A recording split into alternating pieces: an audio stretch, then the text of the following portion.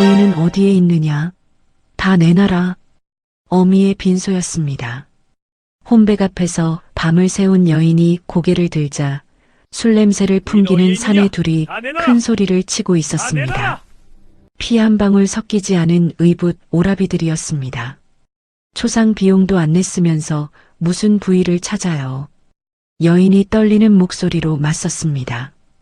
헌데 그 광경을 주막 문틈 너머에서 지켜보는 사내가 하나 있었습니다.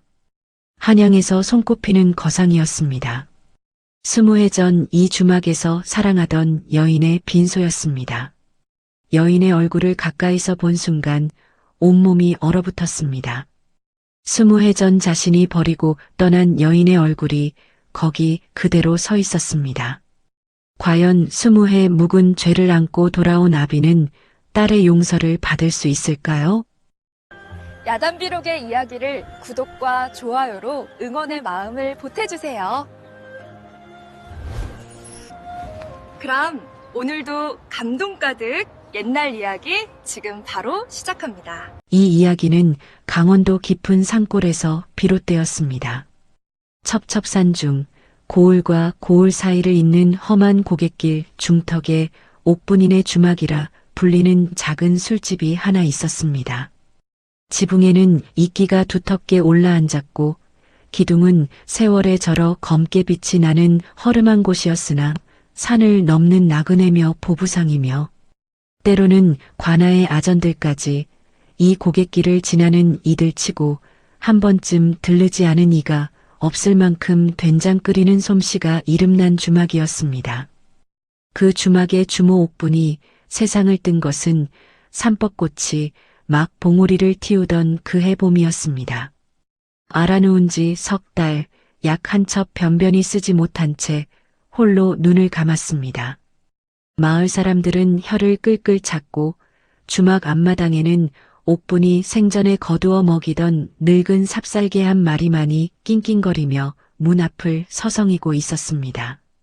그리고 그 주막 안 거적을 친 빈소에서 어미의 혼백을 밤새 홀로 지키는 여인이 하나 있었습니다. 19, 옥분의 외딸 지화였습니다. 빈소 안은 차가웠습니다. 봄이라 했으나 산골의 새벽은 아직 겨울을 털어내지 못하여 바람이 거적 틈새를 비집고 들어올 때마다 혼백 앞에 놓인 촛불이 위태롭게 흔들렸습니다. 기름 타는 냄새가 코끝에 옅게 감돌았고 어디선가 산새 한 마리가 울었으나 빈소 안의 고요를 깨지는 못했습니다. 지화는 혼백 앞에 무릎을 꿇은 채 고개를 숙이고 있었습니다. 상복으로 빌려 입은 삼배옷은 몸에 맞지 않아 어깨가 축 처져 있었고 뜬 눈으로 밤을 새운 탓에 눈 아래가 거먹게 내려앉아 있었습니다. 손등에는 오래된 멍자국이 누렇게 남아 있었는데 그것이 초상으로 생긴 것이 아님을 아는 이는 아무도 없었습니다. 부엌에서 끓여놓은 죽이 식어가고 있었으나 들여다보는 이가 없었고 마당 한 구석에 쌓아놓은 땔감은 그대로였습니다.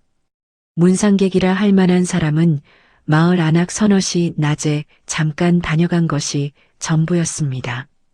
지화는 혼백을 물끄러미 바라보다가 이내 소리 없이 입술을 깨물었습니다. 눈물은 이미 다 말라버린 뒤였습니다. 빈소 안을 가득 채운 것은 슬픔이라기보다 고요한 체념이었습니다. 세상에 홀로 남겨졌다는 것을 지화는 어미의 혼백 앞에서 비로소 온몸으로 느끼고 있었습니다. 그때 밖에서 거친 발소리가 다가왔습니다. 주막문이 거칠게 열리더니 술 냄새를 잔뜩 풍기는 사내 둘이 비틀거리며 들어섰습니다. 성칠이와 성팔이, 옥분이 제가한 남편의 아들들이었습니다. 형 성칠은 24의 나이에 주벽이 심해 얼굴이 벌겋게 부어 있었고 아우 성팔은 22의 노름판을 전전하다 빚더미에 올라앉은 위인이었습니다. 두 사내 모두 상복은커녕 때가 절은 평상복 차림이었으면서도 대뜸 빈소 마루에 걸터앉아 큰 소리를 쳤습니다. 부인은 어디에 있느냐? 문상객이 놓고 간 것 다 내놔라. 성칠이 눈을 부라리며 지화를 내려다보았습니다. 지화가 고개를 들었습니다. 초상 비용도 한 푼 안 냈으면서 무슨 부위를 찾는 거야. 지화의 목소리는 차분했으나 두 손은 무릎 위에서 가늘게 떨리고 있었습니다. 뭐라고? 인연이 어디서 말대꾸야. 성칠이 벌떡 일어나 한 발 다가서자 지화의 어깨가 움찔했습니다. 하지만 곧 이를 악물며 시선을 떨어뜨리지 않았습니다. 성팔이 형님의 소매자락을 잡아 끌며 낮은 소리로 말했습니다. 형님, 사람들 눈이 있습니다. 나중에 받아내면 되지요. 성칠은 코웃음을 치더니 상위에 놓인 떡 한 덩이를 집어들고 씹으며 밖으로 나갔습니다. 성팔이 그 뒤를 따르며 지화를 힐끗 돌아보았습니다. 국은 네가 끓여. 우리는 저쪽에 가서 있을 테니. 빈소에는 다시 고요가 내려앉았습니다. 지화는 주먹을 쥔 채 한참을 그대로 앉아 있다가 이윽고 느릿하게 일어나 부엌으로 향했습니다. 국을 끓여야 했습니다. 어미의 초상에 찾아온 것은 슬픔을 나눌 가족이 아니라 부위를 뜯으러 온 사내들 뿐이었습니다. 국을 끓이는 동안 지화의 머릿속에는 어미의 목소리가 어렴풋이 맴돌았습니다. 살아생전 옥부는 부엌 아궁이에 불을 떼며 이런저런 이야기를 들려주곤 했는데 지화가 성칠이와 성팔이에게 맞고 돌아온 어느 겨울밤의 일이었습니다. 등에 난 멍을 약손으로 어루만지며 옥부는 나지막이 말했습니다. 지화야, 세상은 핏줄만으로 돌아가지 않는단다. 지화가 훌쩍이며 물었습니다. 어메, 그 사람들은 왜 저만 미워해요? 옥부는 한참 지화의 머리를 쓰다듬다가 먼 산을 바라보듯 눈을 가늘게 뜨며 대답했습니다. 지화야, 핏줄이 가족을 만드는 게 아니란다. 마음을 다하는 것이 가족을 만드는 거야. 내가 베푼 따뜻한 마음 한 조각이 언젠가는 반드시 내게로 돌아올 게야. 그 말의 뜻을 어린 지화는 다 알지 못했습니다. 다만 어미의 손이 따뜻했고 그 온기만으로 충분했습니다. 부엌 솥에서 국이 부글부글 끓어오르는 소리가 지화를 현실로 돌려놓았습니다. 어미의 목소리는 이미 이 세상 어디에도 없었습니다. 지화의 삶은 태어나는 순간부터 고단했습니다. 옥부는 어느 해 겨울 홀몸으로 지화를 낳았습니다. 산골 외딴방에서 산파도 없이 이웃 할멈 하나만 곁에 두고 피를 흘려가며 아이를 받았습니다. 아비가 누구냐는 물음에 옥부는 끝내 입을 열지 않았고 마을 사람들은 고개를 저으며 수군거렸습니다. 옥부는 갓난아이를 업고 주마기를 했습니다. 새벽이면 밥을 짓고 낮에는 길손들에게 술과 국밥을 내었으며 밤에는 아이를 재우고 나서야 그릇을 씻고 바닥을 닦았습니다. 지화라는 이름은 옥분이 직접 지었는데 들에 피는 풀꽃이라는 뜻이었습니다. 이름난 모란이나 작약은 못 되어도 밟혀도 다시 피는 질긴 꽃이 되거라. 옥부는 갓난아이의 볼을 어루만지며 그렇게 중얼거렸다고 전해집니다. 지화가 5살이 되던 해 옥부는 재가를 했습니다. 상대는 고을 장터에서 짐을 나르는 지게꾼 김덕수라는 사내였습니다. 얼굴이 험상궂고 말수가 적었으나 처음에는 제법 성실하게 일했습니다. 옥부는 딸에게 따뜻한 아비를 만들어주고 싶었던 것이었습니다. 그러나 혼례를 올린 지 반년이 채 지나기도 전에 김덕수는 술에 절어 살기 시작했습니다. 장날이면 어김없이 술을 퍼마시고 돌아왔고 취하면 옥분에게 주먹을 휘둘렀습니다. 옥분이 맞는 소리를 들으며 어린 지화는 이불 속에서 입을 틀어막고 울었습니다. 무서웠습니다. 어미를 지키고 싶었으나 몸이 너무 작았습니다. 김덕수에게는 전처 소생의 아들이 둘 있었으니 바로 성칠과 성팔이었습니다. 이 형제는 아비를 닮아 거칠었고 어미 아닌 여인의 딸이라 하여 지화를 업신여겼습니다. 밥상에서 지화의 몫을 빼앗는 것은 예사였고 툭하면 머리채를 잡아당기거나 발로 걷어찼습니다. 옥분이 말리면 내년의 딸이니까 내년이 맞아라 하며 오히려 옥분에게 화풀이를 했습니다. 지화는 맞고도 울지 않는 아이가 되었습니다. 울면 어미가 더 맞았기 때문이었습니다. 세월이 흘러 지화는 15이 되었고 그 무렵 기이한 재주 하나가 드러나기 시작했습니다. 나무를 깎는 솜씨였습니다. 어디서 배운 것도 아닌데 손에 작은 칼을 쥐어주면 나무 조각이 살아 숨쉬는 듯한 모양으로 변했습니다. 처음에는 부엌에서 쓸 주걱이나 국자를 깎았고 나중에는 작은 함지와 찬압을 만들었으며 주막 일 틈틈이 깎아 장터 목물전에 내다 팔기도 했습니다. 나뭇결을 읽는 눈이 남달랐고 대패질 한 번에 면이 비단결처럼 매끄러워졌습니다. 칼자루를 쥔 지화의 엄지를 가만히 들여다보면 손톱이 유난히 넓적하고 짧았습니다. 세간에서 우렁 손톱이라 부르는 것이었는데 옛사람들은 이런 손톱을 가진 이가 손끝 재주가 야무지다 하였습니다. 마을 사람들은 저 솜씨가 대체 누구를 닮은 게냐 하며 신기해했으나 옥부는 그 물음에 대답 대신 쓸쓸한 미소만 지었습니다.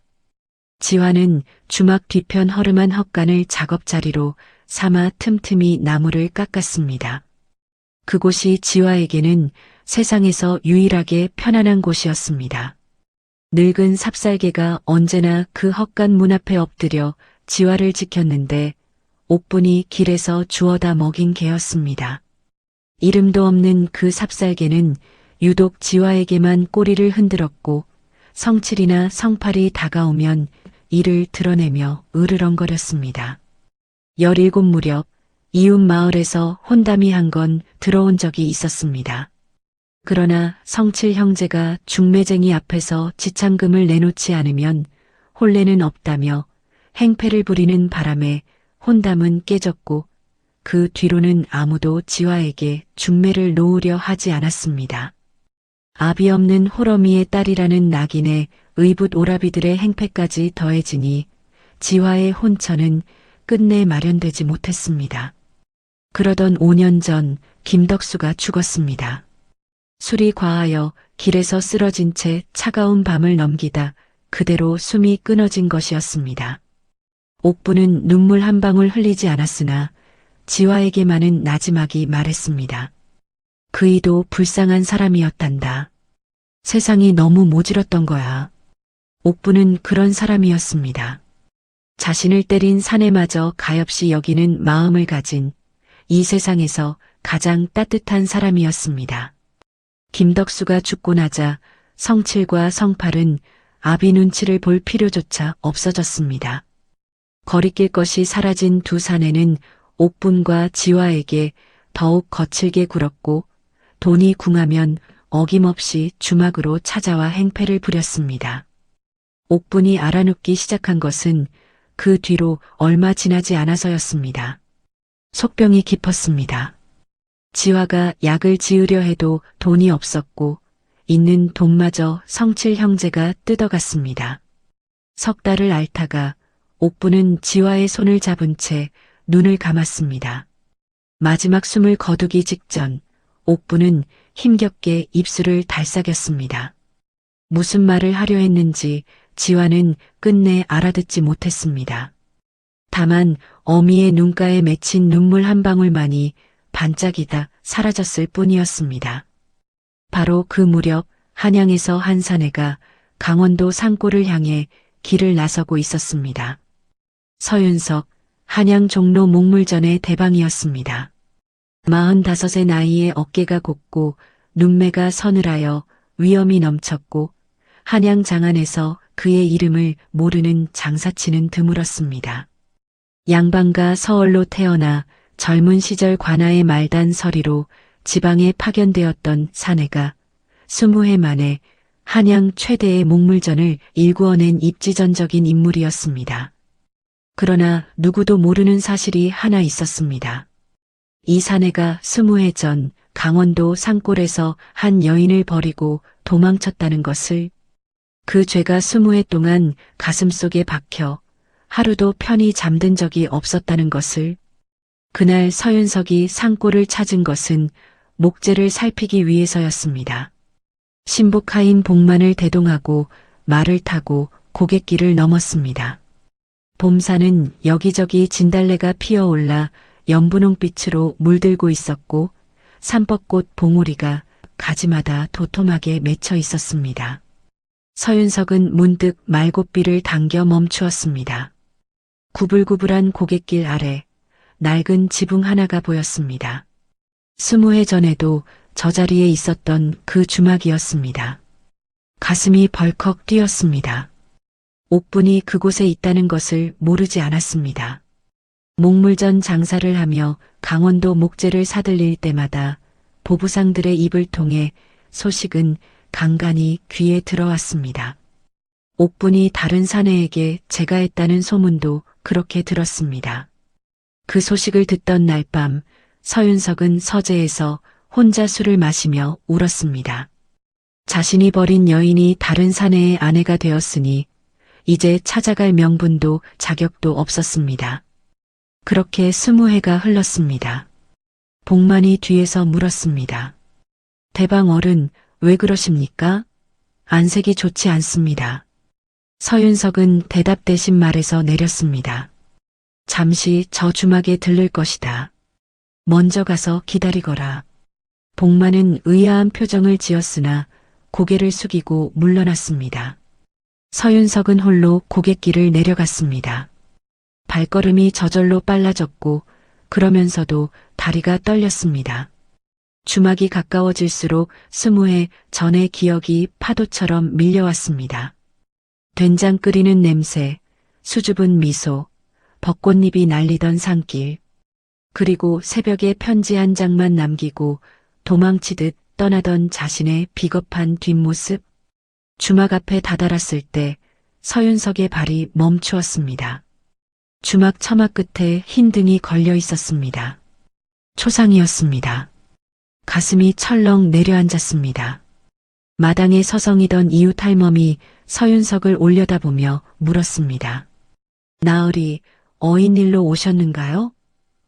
이 주막의 주모가 어찌 되었소? 서윤석의 목소리가 가늘게 떨렸습니다.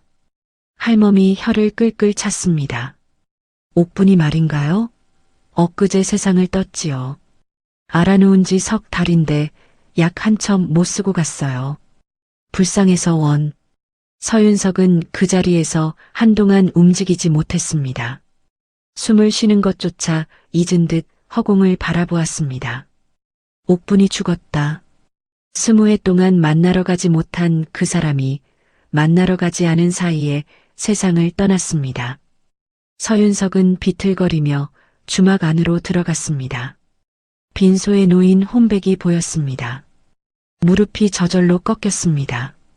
흙바닥에 두 무릎을 꿇고 혼백을 바라보며 입술이 파르르 떨렸습니다. 옥분아. 겨우 한마디를 내뱉었을 뿐인데 목이 메어 더 이상 말이 나오지 않았습니다. 눈물이 볼을 타고 흘렀습니다. 소리 없이 흐르는 눈물이었습니다. 바로 그때 부엌 쪽에서 국그릇을 든 여인이 나왔습니다. 삼배 상복을 입은 여인이 서윤석을 보고 걸음을 멈추었습니다. 어르신, 어머니와 어떤 사이이신지요? 서윤석이 고개를 들었습니다. 그리고 그 여인의 얼굴을 보는 순간 온몸에 전율이 흘렀습니다. 20해 전 스물이던 옥분의 얼굴이 거기 서 있었습니다. 같은 이마, 같은 눈매, 같은 입언저리. 숨이 멎는 것 같았습니다. 손에 든 것을 놓칠 뻔한 서윤석이 겨우 정신을 수습하며 대답했습니다. 오래전 지인이었소. 여인이 고개를 숙여 인사했습니다. 고인의 딸 지화라 합니다. 먼 길 오셨는데 국이라도 한 그릇 드시겠습니까? 지화. 그 이름이 귓전을 울렸습니다. 서윤석은 고개를 끄덕이지도 젓지도 못한 채 옥분을 빼닮은 여인의 얼굴만 물끄러미 바라보았습니다. 빈소를 나온 서윤석의 걸음은 중심을 잡지 못했습니다. 고갯길을 오르는 동안 몇 번이고 비틀거렸고 나뭇가지를 붙잡아 겨우 몸을 세웠습니다. 봄바람이 뺨을 스쳤으나 따뜻한지 차가운지도 모르겠었습니다. 머릿속에는 방금 본 여인의 얼굴만이 떠올라 지워지지 않았습니다. 고갯마루에서 복만이 기다리고 있었습니다. 주인의 안색을 살피던 복만이 다급히 다가왔습니다. 대방 어른, 안색이 흑빛입니다.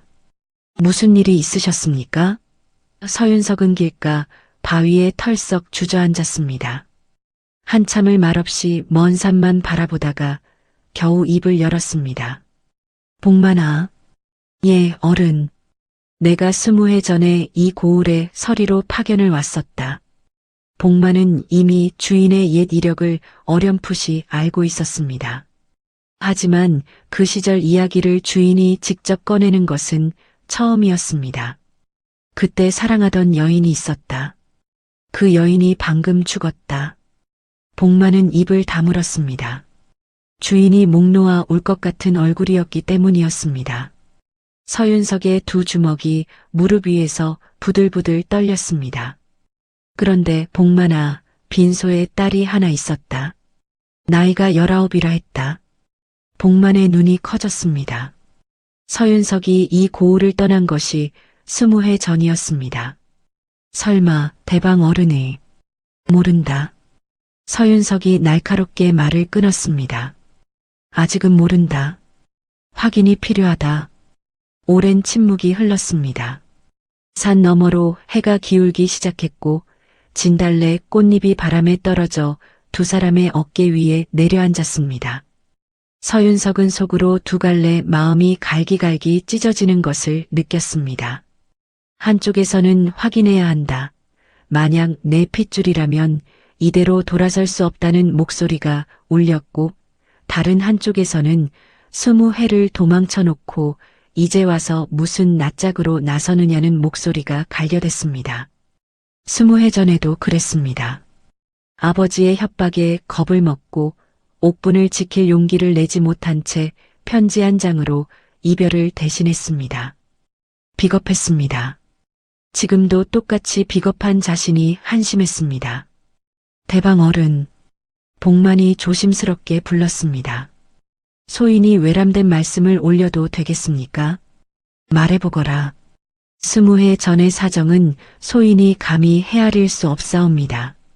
허나 지금 이 자리에서 돌아서시면 어른께서는 또다시 20해를 후회하실 것입니다. 서윤석이 복만을 돌아보았습니다. 복만은 고개를 숙인 채 말을 이었습니다. 도망치는 것은 이번이 마지막이어야 하지 않겠습니까?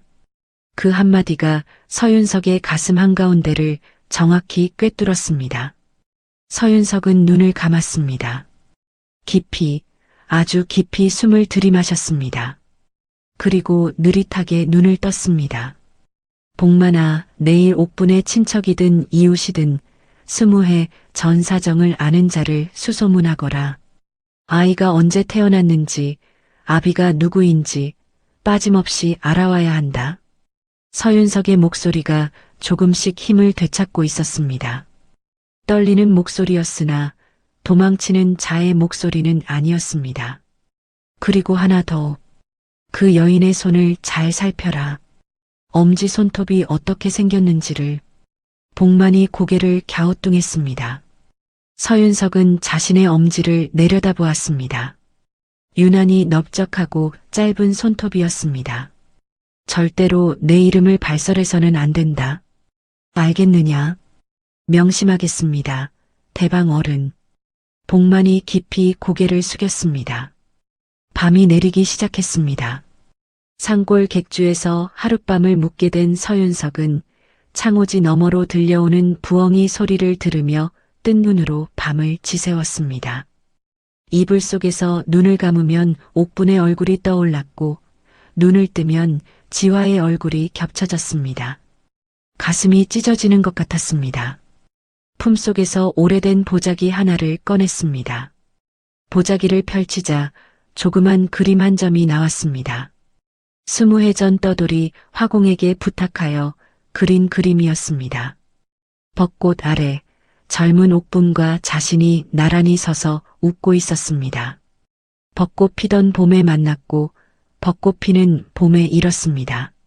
서윤석은 그림 속 옥분의 얼굴을 손끝으로 조심스럽게 어루만졌습니다. 옥분아, 용서하지 마라. 작게 내뱉은 한마디가 어두운 방 안에서 공허하게 맴돌았습니다. 잠은 끝내 오지 않았습니다. 그러나 서윤석은 알고 있었습니다. 적어도 이번에는 도망치지 않을 것이라는 것을. 그것만큼은 분명했습니다. 사흘이 지났습니다.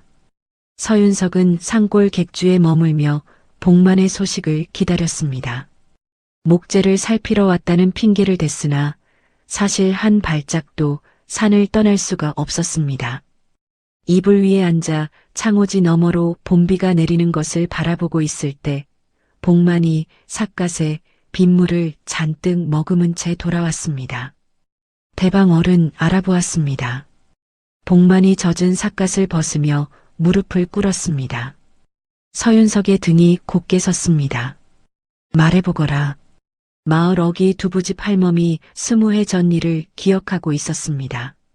옥분이가 관아에서 파견온 젊은 서리와 사귀었다는 것, 그 서리가 떠난 뒤 배가 불러왔다는 것, 이듬해 겨울 홀로 아이를 낳았다는 것까지 또렷이 기억하고 있었습니다. 서윤석의 손이 무릎 위에서 떨리기 시작했습니다. 아이를 낳은 때가 언제라 하더냐. 어른께서 이 고을을 떠나신 다음에 겨울이라 했습니다. 시기가 정확히 맞아떨어집니다. 서윤석은 눈을 감았습니다. 심장이 미친 듯이 뛰었습니다. 정황만으로도 이미 열에 9은 확신할 수 있는 것이었습니다. 그러나 복만의 보고는 거기서 끝나지 않았습니다. 그리고 한 가지 더 있습니다.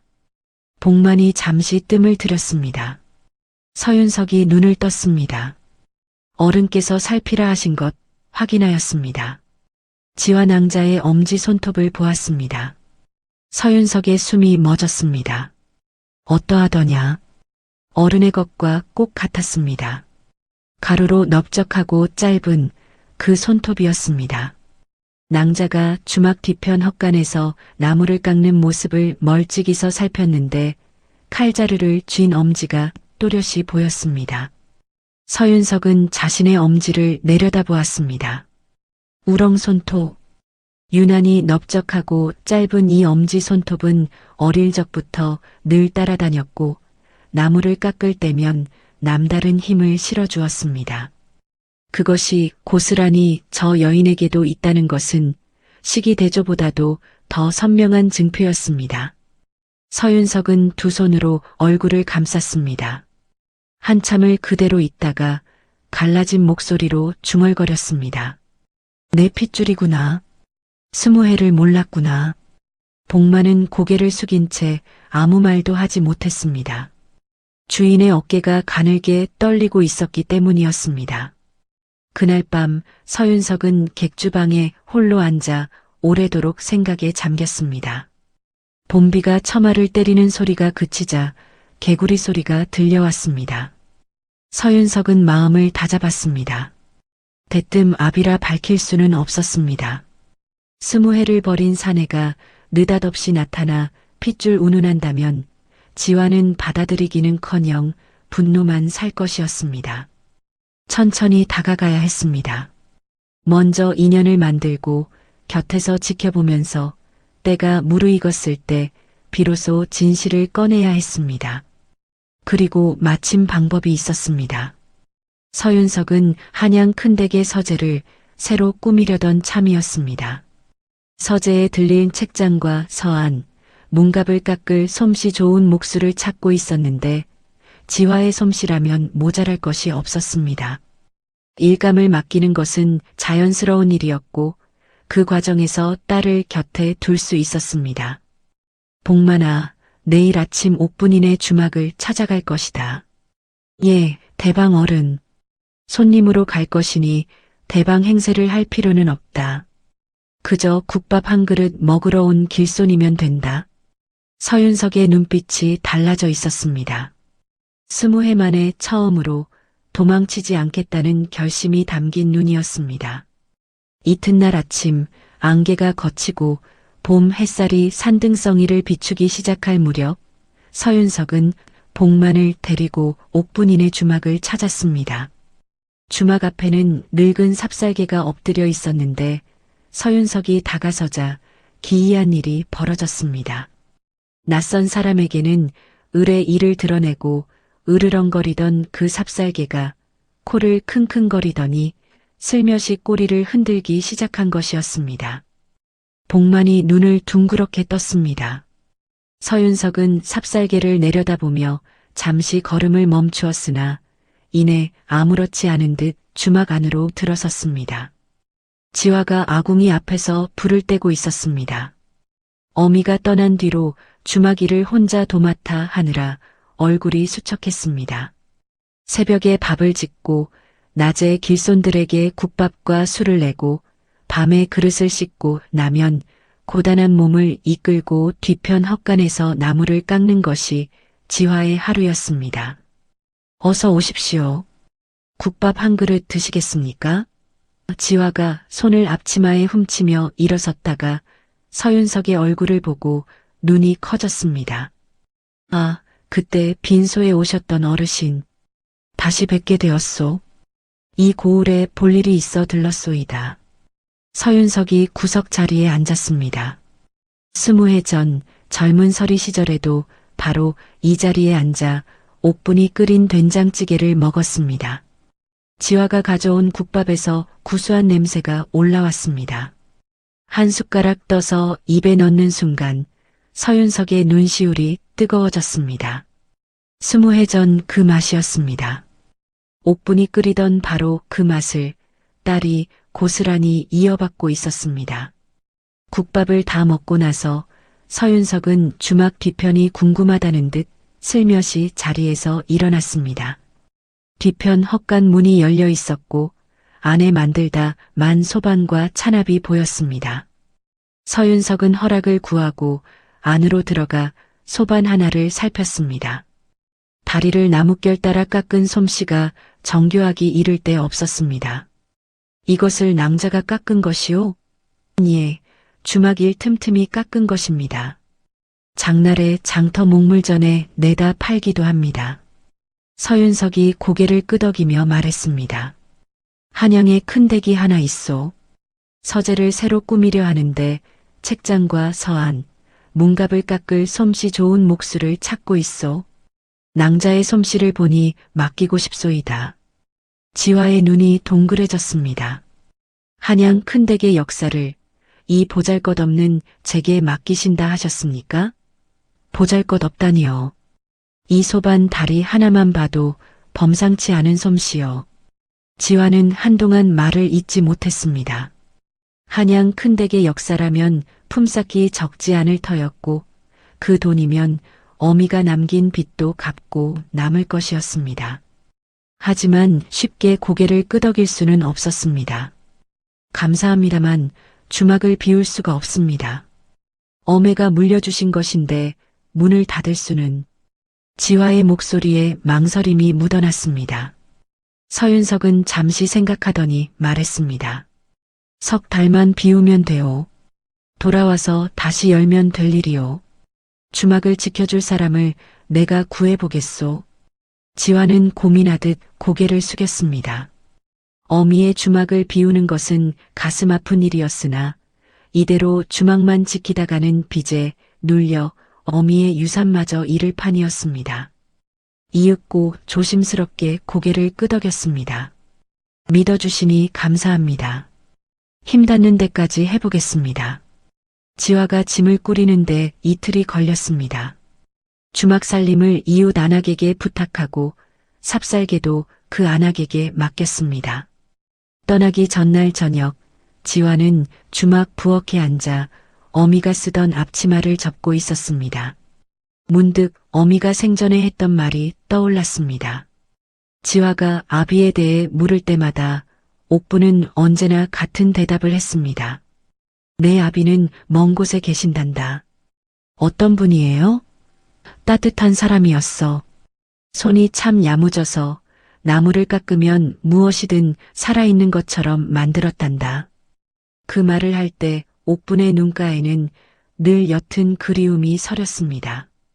원망도 분노도 아닌 아련한 그리움이었습니다. 지화는 앞치마를 가슴에 꼭 안았습니다. 어미의 냄새가 희미하게 남아 있었습니다. 어메, 저 한양에 가요. 큰일 하나 맡았어요. 빈 주막 안에서 지화의 목소리가 조용히 울렸습니다. 대답은 없었으나 봄바람이 창호지를 살랑 흔들었습니다. 마치 어미가 고개를 끄덕여주는 것 같았습니다. 이틀 뒤 복만의 안내를 받아 말을 타고 한양에 도착한 지화는 서윤석의 큰 댁 앞에서 걸음을 멈추었습니다. 높은 담장 안으로 기와지붕이 겹겹이 보였고 대문 앞에는 석상이 좌우로 서 있었습니다. 산골 주막에서 나고 자란 지화가 한 번도 본 적 없는 규모였습니다. 대문이 열리자 넓은 마당이 펼쳐졌고 마당 한가운데 늙은 매화나무 한 그루가 하얀 꽃을 한껏 피우고 있었습니다. 꽃향기가 바람에 실려 코끝을 간지렸습니다. 이런 큰 댁은 처음 봅니다. 지화가 넋을 잃고 서 있자 복만이 조심스럽게 말했습니다. 아씨, 이쪽으로 오시지요. 아씨라는 호칭에 지화가 움찔했으나 복만은 이미 앞서 걷고 있었습니다. 서윤석이 서재 앞에서 기다리고 있었습니다. 평복 차림이었으나 어깨가 곱고 눈매가 깊어 산골에서 보았을 때보다 한결 위엄이 느껴졌습니다. 먼 길 오느라 고생하셨소. 서재가 이쪽이요. 서윤석이 앞장서 문을 열었습니다. 넓은 방이었으나 가구가 오래되어 빛이 발해 있었고 벽 한쪽은 책이 쌓여 어수선했습니다. 지화는 방을 천천히 둘러보았습니다. 벽을 두드려보고 바닥의 나뭇결을 살피고 창으로 들어오는 빛의 방향을 확인했습니다. 눈빛이 달라져 있었습니다.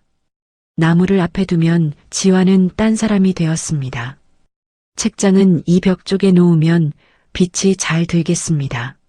서한은 창가에 두면 글 읽기에 편하겠고요. 지화가 차분하게 설명하기 시작했습니다. 서윤석은 고개를 끄덕이며 들었으나 사실 말의 내용보다는 딸의 목소리에 귀를 기울이고 있었습니다. 작업이 시작되었습니다. 큰댁 뒤편 광을 임시 작업 자리로 내어주었고 지화는 매일 아침 해가 뜨면 광에 들어가 해가 질 때까지 나무를 깎았습니다. 서윤석은 매일 아침 작업 자리에 들러 진행을 살피는 것을 빠뜨리지 않았습니다. 지화가 작업복을 입고 진지한 얼굴로 대패질을 하거나 끌로 나뭇결을 다듬는 모습을 바라보는 것만으로도 가슴이 벅찼습니다. 대방 어르신, 이 나무는 참으로 결이 고운 것입니다. 어디서 구하셨습니까? 지화가 먼지 묻은 손으로 나무면을 쓰다듬으며 물었습니다. 강원도 오대산 자락에서 가져온 느티나무요. 결이 곱고 뒤틀림이 적어 가구에 줬소. 서윤석은 목물전 대방답게 나무에 대해서는 해박했습니다. 지화의 눈이 반짝였습니다. 어르신도 나무를 잘 아시는군요. 젊은 시절에 나도 나무를 좀 깎았소. 서윤석이 무심한 듯 말했습니다. 지화는 의외라는 표정을 지었으나 더 묻지는 않았습니다. 며칠이 지난 어느 날 지화는 서재 구석을 정리하다가 작은 탁자 위에 놓인 물건 하나에 눈길이 멈추었습니다. 나무로 깎은 잠이었습니다. 여인이 머리에 꽂는 목잠인데 반쯤만 깎다가 멈춘 것이었습니다. 한쪽은 정교하게 다듬어져 있었으나 다른 한쪽은 거친 나뭇결이 그대로 남아 있었습니다. 솜씨가 범상치 않았습니다. 지화는 무심코 목잠을 집어들어 나뭇결을 살폈습니다. 어르신, 이 목잠은 누가 깎은 것입니까? 서윤석이 돌아보다가 지화의 손에 들린 것을 보고 얼굴이 굳었습니다. 아, 그건 오래전에 깎다가 만 것이오. 신경 쓸 것 없소? 서윤석이 급히 말을 돌렸으나 목소리가 미세하게 흔들렸습니다. 지화는 고개를 갸우뚱했으나 더 캐묻지 않고 목잠을 제자리에 놓았습니다. 서윤석은 지화가 돌아선 뒤에야 조용히 목잠을 집어 서랍 깊숙이 넣었습니다. 20해 전 옥분에게 줄 한 쌍의 목잠을 깎다가 하나만 건네고 떠났습니다. 나머지 한 짝은 끝내 완성하지 못한 채 20회를 서랍 속에 넣어두었던 것이었습니다. 작업이 본궤도에 오르자 서윤석은 저녁 식사를 함께 하자고 지화에게 청했습니다. 낭자 혼자 찬밥으로 끼니를 때우는 것이 마음에 걸리오. 어차피 나도 홀로 먹는 밥이니 같이 드시지요. 지화는 처음에 사양했으나 서윤석의 거듭된 권유에 조심스럽게 자리에 앉았습니다. 여종이 차려놓은 저녁 식사가 소담했습니다. 나물 반찬에 된장찌개, 구운 생선까지 정갈하게 놓였습니다. 지화는 오래간만에 맞는 따뜻한 밥상에 코끝이 찡해졌으나 애써 내색하지 않았습니다. 밥을 먹는 동안 어색한 침묵이 흘렀습니다. 서윤석이 먼저 입을 열었습니다. 솜씨는 어찌 배우셨소? 어릴 때부터 주막 살림에 쓸 것들을 깎다가 조금씩 늘었습니다. 따로 스승은 없었습니다. 지화의 짧은 대답에는 여전히 경계심이 묻어 있었습니다. 서윤석은 더 이상 묻지 않았습니다. 천천히 다가가야 했습니다. 며칠이 더 지나자 저녁 식사는 자연스러운 일상이 되었습니다. 처음에는 짧은 대답만 하던 지화도 조금씩 말문을 열기 시작했습니다. 서윤석이 진심으로 자신의 이야기를 들으려 한다는 것을 느꼈기 때문이었습니다. 어머님은 어떤 분이셨소? 서윤석이 조심스럽게 물었습니다. 지화의 눈빛이 부드러워졌습니다. 어매는 세상에서 제일 따뜻한 사람이었습니다. 주막에서 둘이 살면서 새벽에는 밥을 짓고 밤에는 그릇을 닦으셨어요. 몸이 10개라도 모자랄 정도였는데 저한테는 한 번도 힘든 내색을 안 하셨습니다. 서윤석의 눈에 눈물이 고이려 했습니다. 고개를 숙여 감추었으나 목소리가 떨렸습니다. 정말 대단하신 분이셨소. 예, 정말 대단하셨어요. 서윤석은 더 이상 눈물을 참기 어려워 급히 일어나며 말했습니다. 잠시 바람 좀 쐬고 오겠소. 서윤석은 마당으로 나가 매화나무 아래 섰습니다. 어둠 속에서 하얀 매화꽃이 희미하게 빛났습니다. 눈을 감으면 옥분의 얼굴이 떠올랐습니다. 주막에서 아이를 업고 밥을 짓던 옥분, 맞으면서도 웃어 보이던 옥분. 이 모든 것이 자기 탓이었습니다. 옥분아, 미안하다. 매화나무에 기대어 작게 내뱉은 말이 봄밤 공기 속으로 스러졌습니다.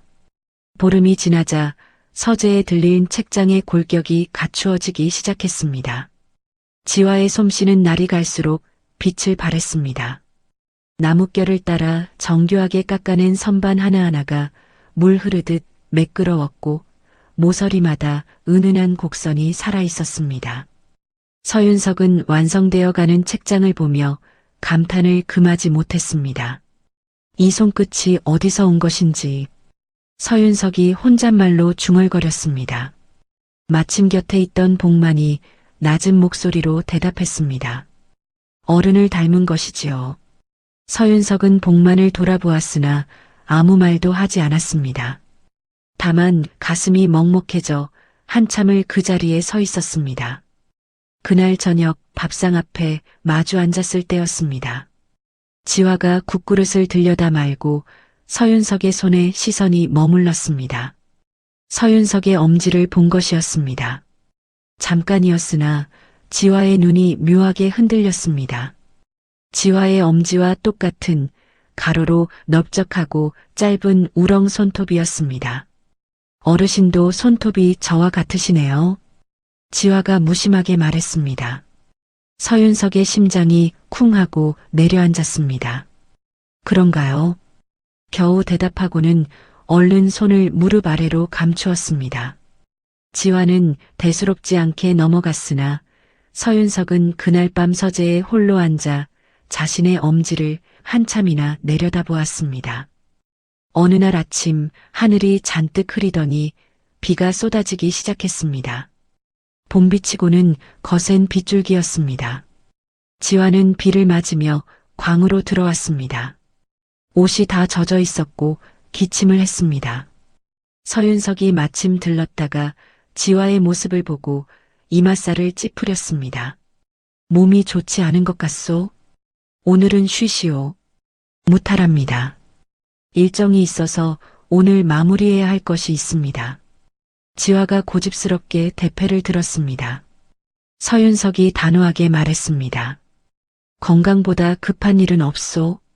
일정 따위는 걱정 마시오. 내가 재촉하지 않을 터이니 푹 쉬시오.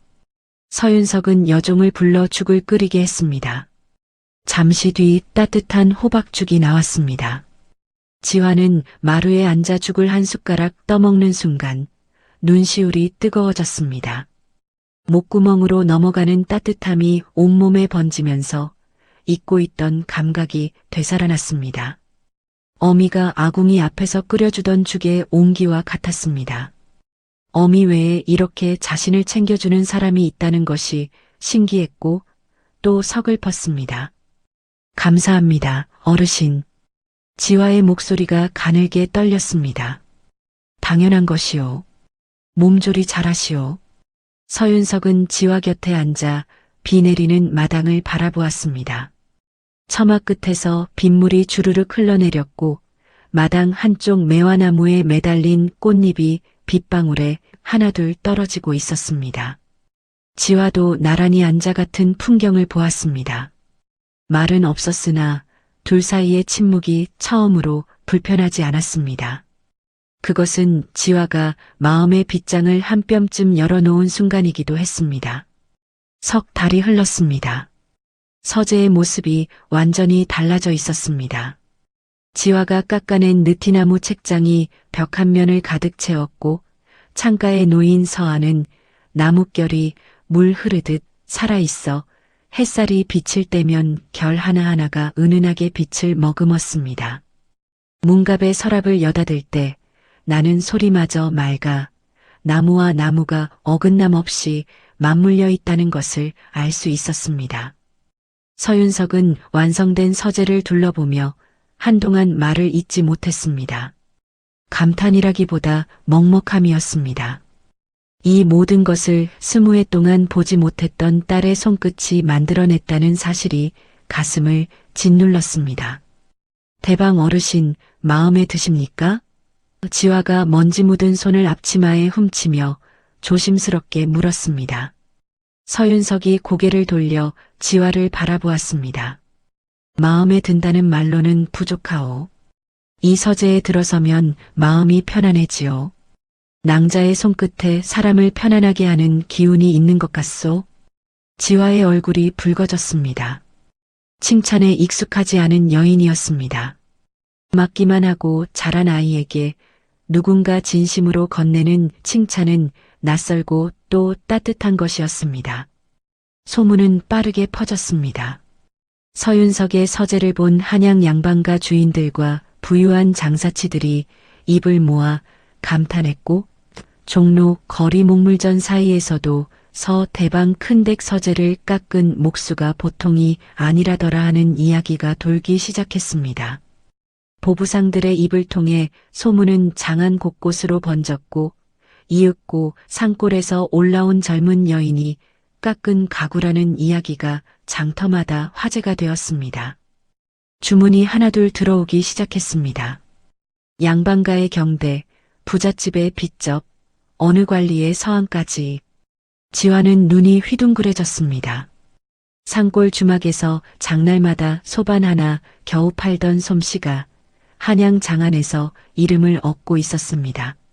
서윤석은 큰댁 한쪽 행랑채를 지화의 작업 자리로 내어주며 말했습니다.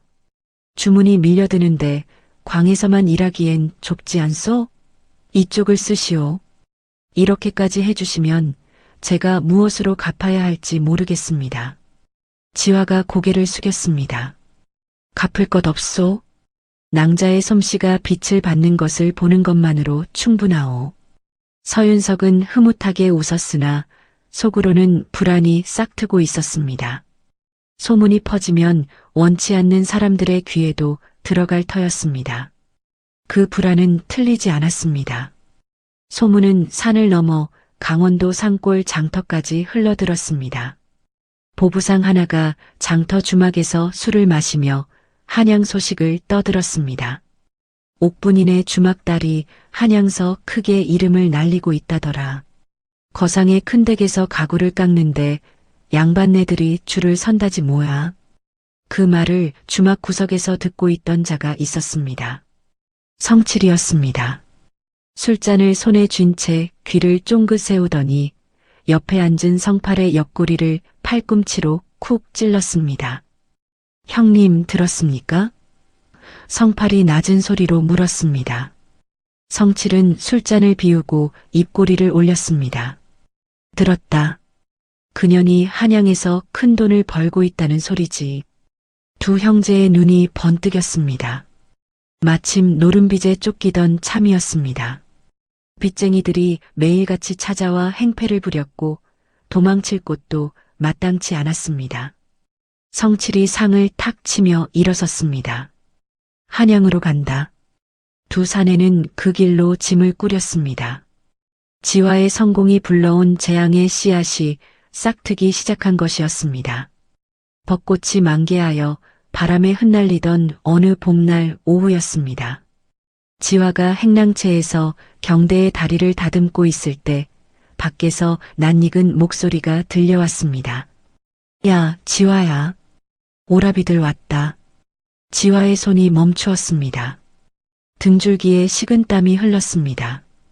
잊고 싶었던 잊을 수 없는 목소리였습니다. 문을 열고 나서자 마당 한가운데 성칠과 성팔이 서 있었습니다. 때 묻은 행색에 먼 길을 걸어온 티가 역력했으나 눈빛만은 탐욕으로 번들거리고 있었습니다.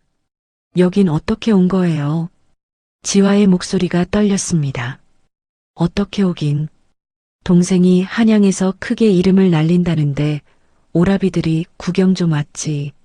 성칠이 주위를 둘러보며 혀를 찼습니다. 야, 이거 큰 댁이 장난이 아닌데. 지화야 잘 됐구나. 성팔이 기둥을 손으로 쓸며 희죽거렸습니다. 지화는 두 사내를 행랑채 뒤편으로 끌고 갔습니다.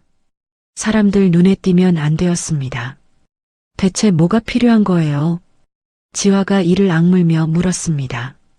성칠이 웃음기를 걷어내고 입을 열었습니다. 열량만 꿔라. 열량? 그 돈이 어디 있어요? 품삯도 아직 다 받지 못했는데. 품삯 다 받으면 그때 갚아. 우리가 급해서 그런다. 성칠의 목소리가 달라져 있었습니다. 나지막했으나 그 안에 으름장이 서려 있었습니다. 노름빚이지요? 지화가 차갑게 물었습니다.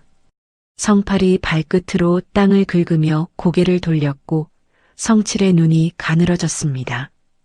우리 사정은 우리가 아니까 지화 너는 돈만 내면 돼. 없어요. 돌아가세요. 지화의 목소리가 단호했습니다. 가슴속에서는 두려움이 올라왔으나 이를 악물고 버텼습니다. 어미의 말이 떠올랐습니다. 발표도 다시 피는 꽃이 되거라. 성칠이 한 발 다가섰습니다. 앉아? 그럼 장터에 가서 떠들어야겠다. 옥분이가 아비도 모르는 애를 혼자 낳았다고. 아비 없는 년이 양반네 가구를 깎고 있다고. 지화의 얼굴이 허옇게 질렸습니다. 입술이 파르르 떨렸습니다. 이름에 흠이 나면 누가 주문을 넣겠어. 그 양반네들이 아비 없는 년이 깎은 가구를 쓰겠냐고. 성칠이 느릿느릿 말을 이었습니다. 한마디 한마디가 칼날이었습니다. 지화는 주먹을 꽉 쥐었습니다. 손톱이 손바닥을 파고들었습니다. 한참을 그렇게 서 있다가 결국 이를 악물며 방 안으로 들어갔습니다. 품삯 중 미리 받아둔 것에서 단량을 꺼내왔습니다. 이게 전부예요. 더는 없어요. 단량? 열량이라 했잖아. 없는 건 없는 거예요. 지화가 돈을 성칠의 손에 쥐어주며 차갑게 말했습니다. 성칠이 돈을 세어보고 혀를 찼으나 성팔이 소매자락을 잡아 끌었습니다. 형님, 오늘은 이만하시지요. 두 사내는 돈을 챙기고 큰 댁을 나갔습니다. 지화는 뒤편 담장에 기대어 한참을 그대로 서 있었습니다. 다리에 힘이 풀려 주저앉을 뻔한 것을 간신히 참아냈습니다. 하지만 울지는 않았습니다. 울면 지는 것이었습니다. 사흘이 지났습니다. 지화는 아무에게도 그 일을 알리지 않았습니다. 서윤석에게 폐를 끼치고 싶지 않았고 혼자 감당하면 된다고 생각했습니다. 하지만 그것은 큰 착각이었습니다. 정확히 사흘 뒤 두 형제가 다시 나타났습니다. 이번에는 저녁 무렵 지화가 작업을 마치고 행랑채 문을 잠그려는 때였습니다. 지화야, 우리 왔어. 성팔이 담장 너머에서 고개를 내밀었습니다. 지화의 얼굴이 굳었습니다. 이번엔 20냥만. 성칠이 대뜸 말했습니다. 20냥? 지난번에 단량 준 지 사흘밖에 안 됐잖아요. 빚쟁이가 독촉하는데 어쩌겠어. 안 갚으면 우리 죽어. 동생이 살려줘야지. 성팔이 구슬프게 말했으나 눈은 웃고 있었습니다. 없어요. 정말 없어요. 돌아가세요. 지화가 고개를 저었습니다. 성칠의 표정이 바뀌었습니다. 느릿하게 다가서더니 행랑채 안으로 밀고 들어갔습니다. 작업대 위에 놓인 경대를 집어들었습니다. 지화가 열흘을 매달려 깎아온 것이었습니다. 이거 깨뜨리면 아깝지 않을까? 성칠이 경대를 흔들어 보였습니다. 그만해요. 지화가 소리쳤습니다. 돈 안 주면 이거 다 부숴버린다. 내 일거리도 없어지겠지. 지화는 몸이 떨렸습니다. 하지만 경대를 뺏기는 것을 차마 볼 수 없었습니다. 어미에게 물려받은 솜씨로 열흘 밤을 새워 깎은 것이었습니다. 결국 지화는 품삯에서 다시 단량을 꺼내 주었습니다. 이번 달 양식을 살 돈이었습니다. 잘했어. 다음엔 좀 더 넉넉히 준비해놔. 두 사내가 웃으며 떠났습니다. 지화는 작업대 앞에 주저앉아 한참을 그대로 있었습니다. 손이 떨려 칼을 쥘 수가 없었습니다. 하지만 잠시 뒤 이를 악물고 일어섰습니다. 내일도 나무를 깎아야 했습니다. 멈추면 끝이었습니다. 서윤석이 이상한 낌새를 알아챈 것은 그 무렵이었습니다. 지화의 얼굴이 부쩍 수척해졌고 밥상 앞에서도 전보다 말수가 줄었습니다. 무엇보다 오른 손목에 감긴 천 조각이 눈에 걸렸습니다. 손목이 어찌 된 것이오? 서윤석이 걱정스러운 표정으로 물었습니다. 아, 이거요? 작업하다 칼에 좀 베었습니다. 별것 아닙니다. 지화가 황급히 소매를 내렸습니다. 서윤석은 그 말을 곧이 듣지 않았습니다. 칼에 베인 상처라기엔 천 조각 아래로 보이는 멍의 색이 달랐습니다. 누군가 세게 잡아 비틀었을 때 생기는 멍이었습니다. 서윤석은 저녁 식사를 마친 뒤 복만을 불렀습니다. 복만아, 최근 며칠간 큰 댁에 낯선 자가 드나들지 않았느냐? 복만이 고개를 끄덕였습니다. 사실 며칠 전부터 수상한 사내 둘이 출입하고 있습니다. 지화 낭자를 찾아오는 것 같은데 생긴 것이 험상궂고 행색이 초라합니다. 서윤석의 눈이 가늘어졌습니다. 그 두 사내의 뒤를 밟아라. 누구인지, 어디서 왔는지, 지화 낭자에게 무슨 짓을 하는지 빠짐없이 알아와라. 명심하겠습니다. 이틀 뒤 복만이 보고를 올렸습니다. 빈소에서 보았던 그 사내들이었습니다. 성칠과 성팔, 옥분의 제가 남편의 아들들입니다. 노름빚이 30냥이 넘는다 하며 빚쟁이에게 쫓겨 한양까지 올라온 것으로 보입니다. 지화 낭자에게서 돈을 뜯어가고 있었습니다. 서윤석의 주먹이 불끈 쥐어졌습니다. 얼마나 뜯어갔느냐? 확인된 것만 10량입니다. 하지만 더 있을 수 있습니다. 낭자가 밥을 거르는 날이 잦아진 것으로 보아 양식살 돈까지 빼앗긴 듯합니다. 서윤석은 이마에 핏줄이 솟았습니다. 딸이 굶고 있었습니다. 그 사내들에게 뜯기면서 혼자 참고 있었습니다. 저놈들을 당장 잡아들이겠습니다. 복만이 말했으나 서윤석이 손을 들어 막았습니다. 아직은 안 된다. 내가 나서면 지화가 알게 되고 압이라는 것이 드러날 수 있다. 사람을 보내서 경고만 하거라. 다시는 지화 낭자 근처에 얼씬도 하지 말라고. 복만이 고개를 숙였습니다. 알겠습니다. 확실히 하겠습니다. 며칠 뒤 서윤석이 보낸 사내들이 성칠과 성팔을 찾아갔습니다.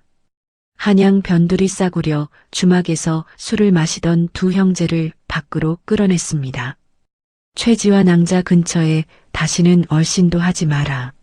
한 번 더 나타나면 가만두지 않겠다. 사내들의 눈빛이 서늘했습니다. 성칠이 움찔했으나 이내 반항적인 표정을 지었습니다. 누구 맘대로 우리 동생한테 가는데 남이 참견이야? 참견이 아니라 경고다. 알아들었으면 꺼져라. 사내들이 주먹을 보였습니다. 성팔이 겁에 질려 형님의 옷자락을 잡아 끌었습니다. 형님, 일단 물러나시지요. 두 형제는 쫓겨나듯 사라졌습니다. 복만은 서윤석에게 경고가 잘 전달되었다고 보고했습니다. 서윤석은 고개를 끄덕이며 안도의 숨을 내쉬었습니다. 하지만 그것은 착각이었습니다. 경고는 오히려 불에 기름을 끼얹은 꼴이 되었습니다. 성칠은 분을 사귀지 못했습니다. 술을 퍼마시며 이를 갈았습니다. 그년이 뒤에서 사람을 보낸 거야. 우리한테 사람까지 보내서 협박을 해? 형님, 그게 아니라 그 큰댁 주인이. 닥쳐. 지화년이든 큰댁 주인이든 우리를 깔보는 건 똑같아. 성칠이 술잔을 내던졌습니다. 이제 말로는 안 된다. 확실하게 보여줘야 해. 성팔은 형님의 불타는 눈빛에 등줄기가 서늘해졌으나 감히 말릴 수 없었습니다. 그 후로 닷새가 지났습니다.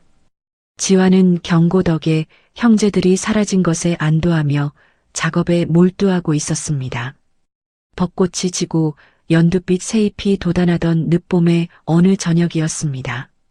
지화는 작업을 마치고 큰 댁을 나서 숙소로 향하고 있었습니다.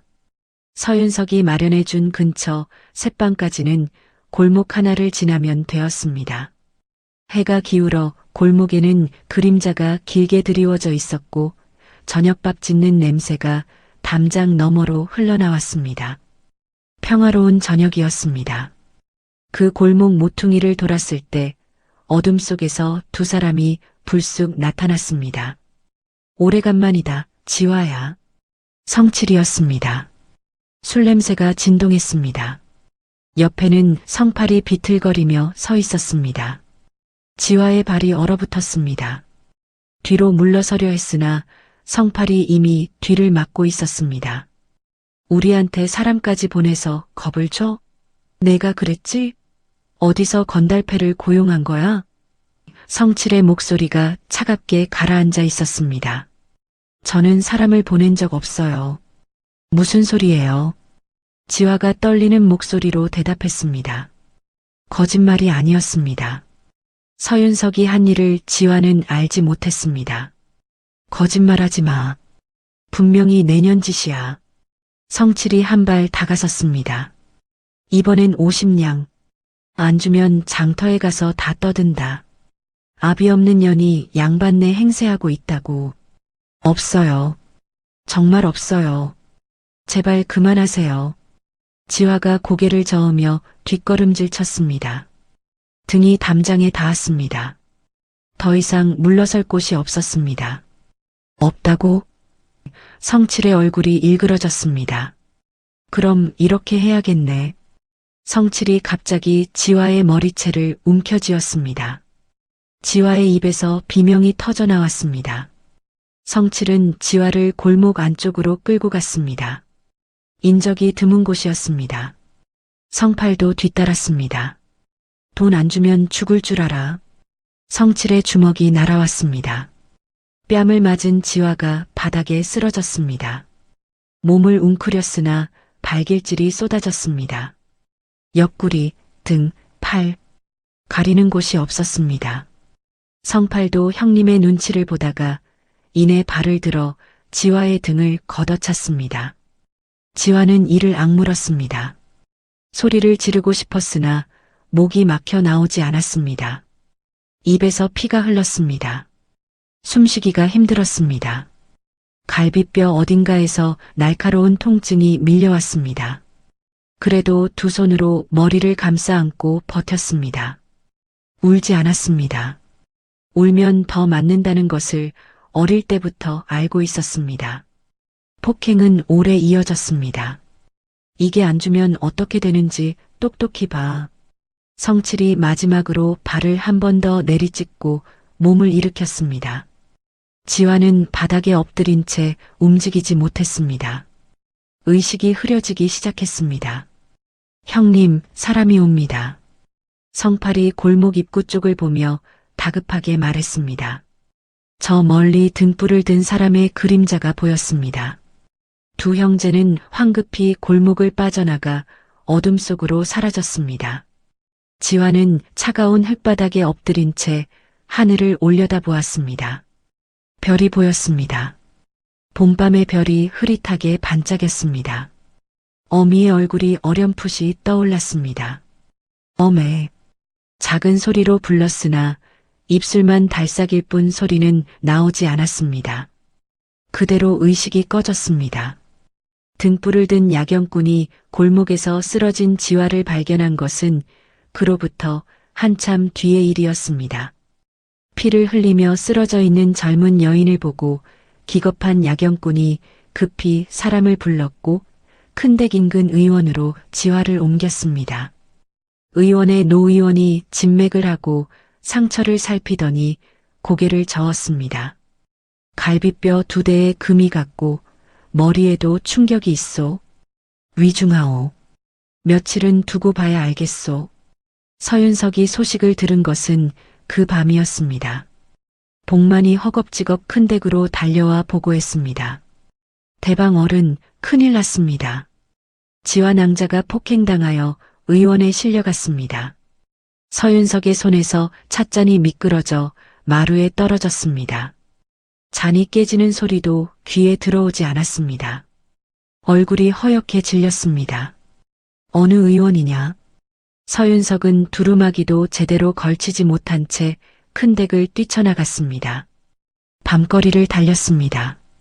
복만이 등불을 들고 뒤따랐으나 서윤석의 발걸음을 따라잡지 못했습니다. 의원에 도착한 서윤석은 헐떡이며 안으로 들어갔습니다. 안방에 지화가 누워 있었습니다. 얼굴이 퉁퉁 부어 있었고 입술이 터져 피가 말라붙어 있었습니다.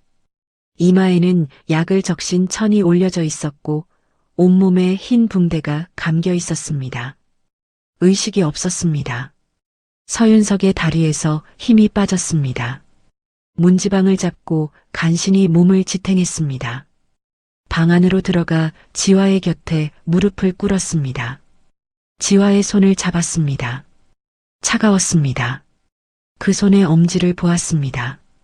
자신과 꽃 같은 넓적하고 짧은 우렁 손톱이었습니다. 눈물이 주르륵 흘렀습니다. 내가 지켰어야 했는데. 서윤석은 지화의 손을 두 손으로 감싸 쥐고 마루에 이마를 찢듯 고개를 숙였습니다. 경고만 할 게 아니었어. 내가 직접 막았어야 했어. 복만이 뒤늦게 도착하여 문 밖에서 서 있었으나 감히 안으로 들어가지 못했습니다. 주인의 통곡 소리가 방문 너머로 새어나왔습니다. 복만은 고개를 숙인 채 그 자리를 지켰습니다. 밤이 깊어가는 동안 복만은 작게 혼잣말을 했습니다. 주인 어른이 매일 새벽 옥분 낭자의 산소를 찾으시는 까닭을 소인은 이제야 알겠습니다. 그 말은 누구에게 한 것도 아니었습니다.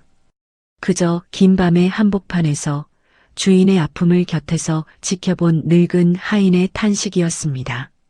서윤석은 의원을 떠나지 않았습니다.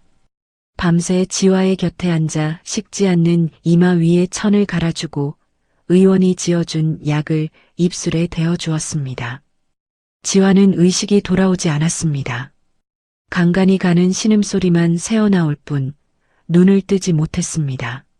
노 의원이 하루에 2번 진맥을 하고 침을 놓았으나 표정이 밝지 않았습니다. 갈비뼈에 금이 간 것은 시일이 지나면 붓겠으나 머리에 받은 충격이 걱정이요. 깨어나지 못하면 위태로울 수 있소. 서윤석은 그 말을 듣고 벽에 기대어 미끄러지듯 주저앉았습니다. 손으로 얼굴을 감싸고 한참을 그대로 있었습니다. 복만이 죽을 가져왔으나 손도 대지 않았습니다. 입맛이 없었습니다. 아무것도 삼킬 수 없었습니다. 이튿날도 그 다음 날도 서윤석은 의원 방을 떠나지 않았습니다. 평소 단정하던 모습과는 딴판이었습니다. 수염이 거칠게 자라났고 눈이 충혈되어 붉었으며 두루마기는 구겨져 있었습니다. 복만이 세수물을 떠다주면 건성으로 얼굴만 훔치고 곧 다시 지화의 곁으로 돌아가 앉았습니다. 지화의 손을 잡고 나지막이 속삭였습니다. 지화야, 제발 눈을 떠라. 그 목소리에는 아비의 간절함이 고스란히 담겨 있었으나 지화는 알아듣지 못했습니다. 사흘째 되던 새벽, 지화의 상태가 급변했습니다. 숨이 거칠어지더니 온몸에 식은땀이 흘렀습니다. 노 의원이 달려와 진맥을 하더니 얼굴이 어두워졌습니다. 열이 올랐소. 상처에 독이 든 것 같소. 서윤석의 얼굴에서 남은 핏기마저 가셨습니다. 어떻게든 살려주시오. 무엇이든 하겠소. 돈은 얼마든지 내겠소. 서윤석이 노 의원의 손을 부여잡았습니다. 노 의원은 약재를 뒤지고 침을 놓고 밤새 지화의 곁을 지켰습니다. 서윤석도 맞은편에 앉아 눈을 떼지 못했습니다. 날이 밝아올 무렵 지화의 숨소리가 조금씩 고르게 돌아왔습니다. 열도 서서히 내리기 시작했습니다. 노 의원이 한숨을 내쉬며 말했습니다. 고비는 넘긴 것 같소. 하지만 깨어나려면 며칠은 더 걸릴 것이오. 서윤석은 지화의 손을 꼭 쥐고 고개를 숙였습니다. 눈물이 뚝뚝 떨어져 지화의 손등을 적셨습니다. 고맙소. 정말 고맙소. 의원에게 한 말인지 하늘에게 한 말인지 알 수 없는 한마디였습니다. 지화가 깨어나지 못하는 동안 서윤석은 의원 방 한구석에서 밤을 보냈습니다.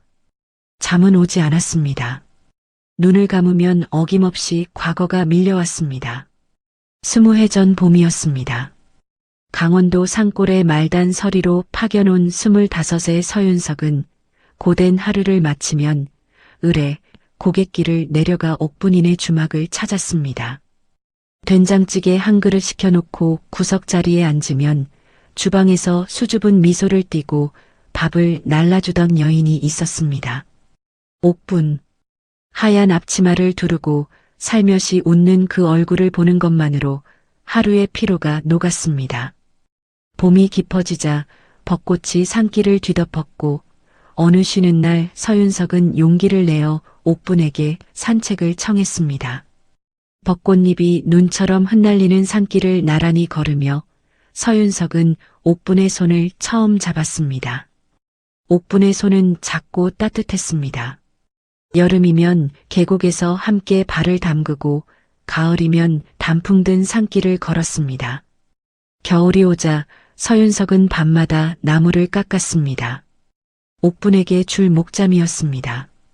한 쌍을 만들어 하나는 옥분의 머리에 꽂아주고 하나는 자신이 간직하려 했습니다. 완성된 한 짝을 옥분에게 건네자 옥분이 볼을 붉히며 머리에 꽂아보았습니다. 고아요. 평생 간직하겠어요. 그 미소가 20해가 지나도록 눈앞에서 사라지지 않았습니다. 그러나 행복은 길지 않았습니다. 서윤석이 한양의 아버지에게 편지를 보내 혼인 뜻을 밝히자 아버지가 강원도까지 찾아왔습니다. 군관 출신의 완고한 양반이었던 아버지는 아들을 숙소 밖으로 끌어내며 호통을 쳤습니다.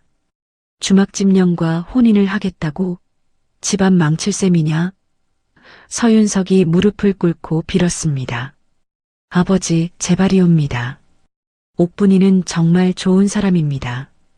닥치거라. 내 눈에 흙이 들어가기 전엔 절대 안 된다.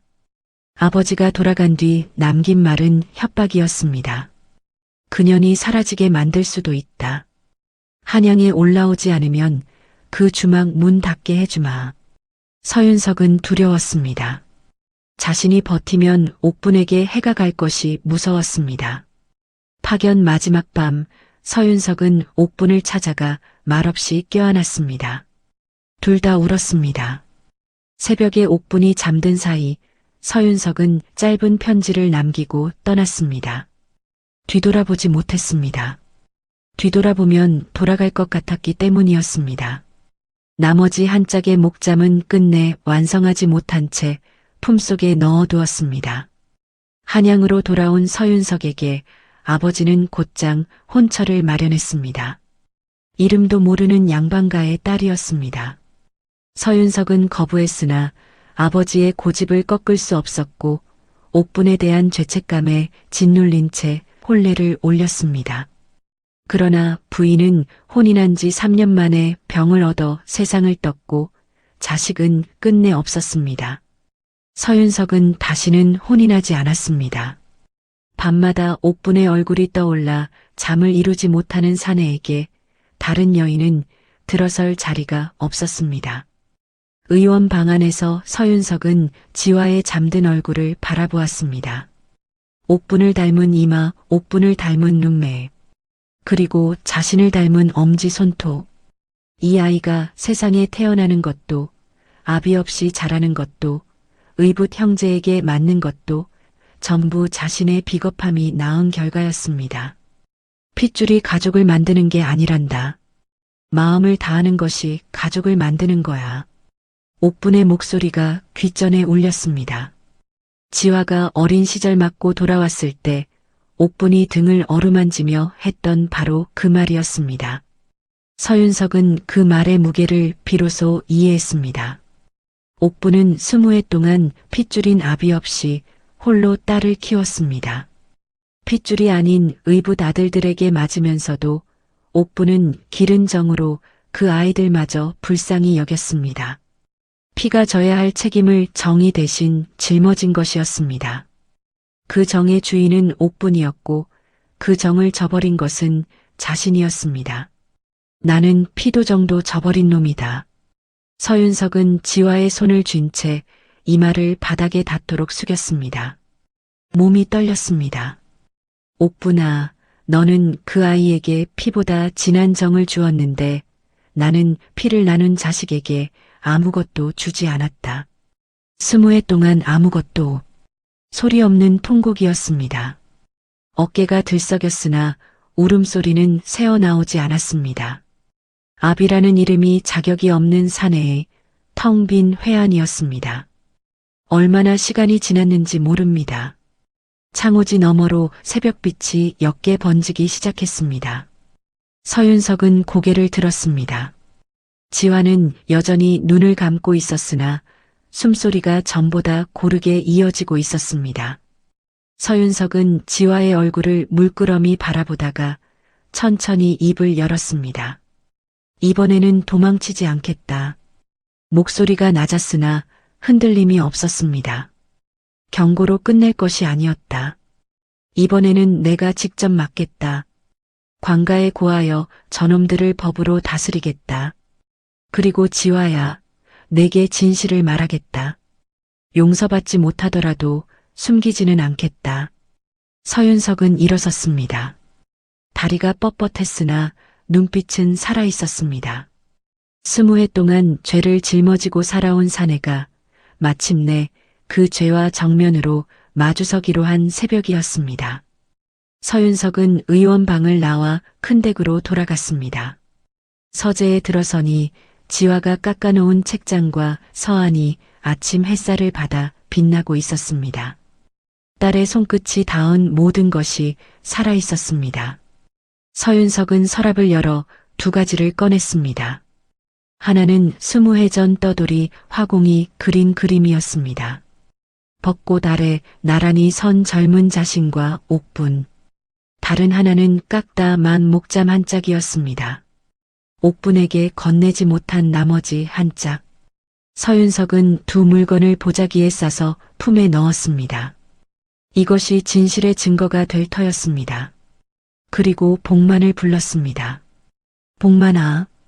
예, 대방 어른. 포도청에 갈 것이다. 소장을 올리겠다. 복만의 눈이 커졌습니다. 성칠과 성팔을 폭행과 갈취 죄목으로 고하겠다. 증거를 모아라. 지화 낭자가 뜯긴 돈의 내역, 맞은 상처에 대한 의원의 소견서, 그리고 내가 뒤를 밟으며 모아둔 것들을 전부 정리하거라. 명심하겠습니다. 즉시 준비하겠습니다. 복만이 허리를 깊이 숙이고 나갔습니다. 서윤석은 서재 창가에 섰습니다. 마당의 매화나무에는 이미 꽃이 지고 파릇한 잎이 돋아나 있었습니다. 봄이 가고 여름이 오고 있었습니다. 이번에는 지킨다. 서윤석은 창 너머 하늘을 올려다보며 중얼거렸습니다. 옥분이 하늘에서 듣고 있기를 바라는 마음이었습니다. 소장은 사흘 만에 포도청에 접수되었습니다. 서윤석은 한양 장안에서 이름이 높은 대방이었으므로 포도청에서도 소홀히 다루지 못했습니다. 복만이 모아둔 증거는 촘촘했습니다. 의원의 소견서에는 갈빗대 2대의 금이 갔고 머리에 큰 충격을 받았으며 온몸에 멍이 가득하오. 나으려면 6일에는 좋게 걸릴 것이오. 라 적혀 있었고 인근 야경꾼의 증언, 큰댁 하인들의 목격담, 지화가 뜯긴 돈의 흔적까지 빠짐없이 갖추어져 있었습니다. 포도청은 즉시 나조를 풀어 성칠과 성팔의 행방을 수색했습니다. 2 형제는 한양 변두리 싸구려 주막에서 술을 퍼마시고 있다가 나졸들에게 덜미를 잡혔습니다. 성칠이 이놈, 성팔이 이놈, 당장 포박하라. 나졸이 호통치자 잔뜩 취해 큰 소리치던 2 사내의 낯빛이 허옇게 질렸습니다. 성팔이 벌벌 떨며 뒷걸음질 쳤고 성칠이 발버둥 쳤으나 나졸 3명이 달라붙어 포승줄을 감았습니다. 우리가 뭘 잘못했는데 동생한테 간 것뿐이잖아. 성칠이 악을 썼으나 나졸은 코방귀도 뀌지 않았습니다. 2 형제는 포승에 묶인 채 포도청으로 끌려갔습니다. 한양 장터에서 포승줄에 묶여 끌려가는 꼴을 구경꾼들이 수군대며 지켜보았습니다. 서윤석은 그 소식을 복만에게 전해 듣고 조용히 고개를 끄덕였으나 표정에 통쾌함은 없었습니다. 저놈들을 잡은 것은 마땅히 해야 할 일이었을 뿐 기뻐할 일은 아니었습니다. 딸이 이미 다친 뒤였으니까. 포도청에서의 신문은 거칠게 이어졌습니다. 성칠은 처음에 입을 다물었으나 노름빛 문서와 지화를 폭행한 증거가 줄줄이 제시되자 더 이상 버틸 수 없었습니다. 우리가 때린 건 맞아. 하지만 그년이 돈을 안 줘서. 성칠이 변명을 늘어놓았으나 포도대장은 이맛살을 찌푸리며 기록을 읽어내려갔습니다. 사람을 때리고 겁박하여 돈을 뜯고 노름까지 일삼았으니 쌓인 죄가 산더미로구나. 2 형제는 결국 옥에 갇혔습니다. 포도대장은 각각 곤장 30대의 유배형을 청했고 관가의 결정을 기다리는 동안 2 사내는 옥중에서 벌벌 떨었습니다. 성팔이 옥방 구석에서 울먹이며 말했습니다. 형님, 우리 이제 어떻게 됩니까? 성칠은 대답하지 못했습니다. 빈 벽만 바라보고 있었습니다. 바깥 세상에서 큰 소리치던 기세는 온데간데 없이 사라졌고 남은 것은 좁은 옥방과 차가운 바닥뿐이었습니다. 성칠과 성팔이 잡혀간 지 닷새가 지난 아침이었습니다. 의원방에서 지화가 눈을 떴습니다. 흐릿한 시야에 천장이 보였고 약 냄새가 코끝에 감돌았습니다.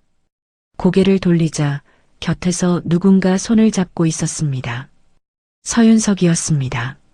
수염이 자라 있었고 눈이 충혈되어 있었으며 옷은 구겨져 있었습니다. 지화가 힘겹게 입술을 달싹였습니다. 어르신.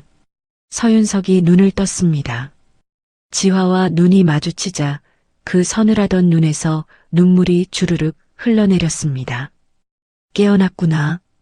깨어났어. 서윤석이 지화의 손을 두 손으로 꼭 감싸주며 울었습니다. 지화는 혼란스러운 눈으로 주위를 둘러보았습니다. 여기가 어디예요? 왜 여기? 의원이요. 낭자가 많이 다쳤소. 닷새째 누워 있었소. 닷새요? 지화는 기억을 더듬었습니다.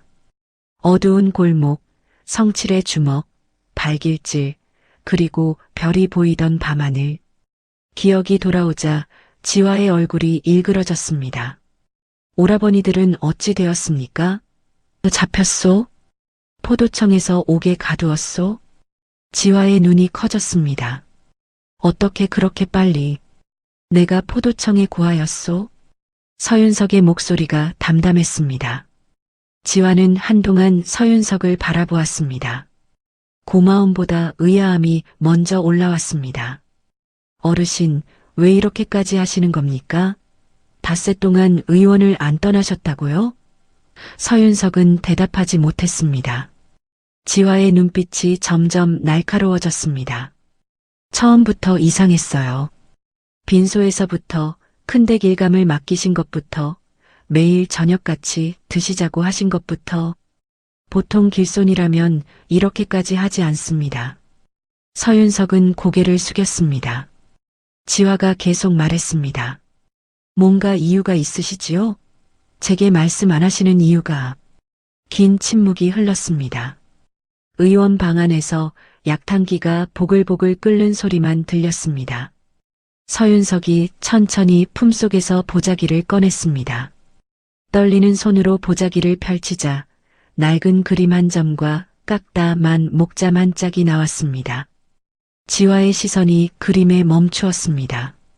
벚꽃 아래 나란히 선 젊은 남녀가 보였습니다. 여인의 얼굴이 너무나 익숙했습니다. 이건 어메. 지화의 목소리가 떨렸습니다.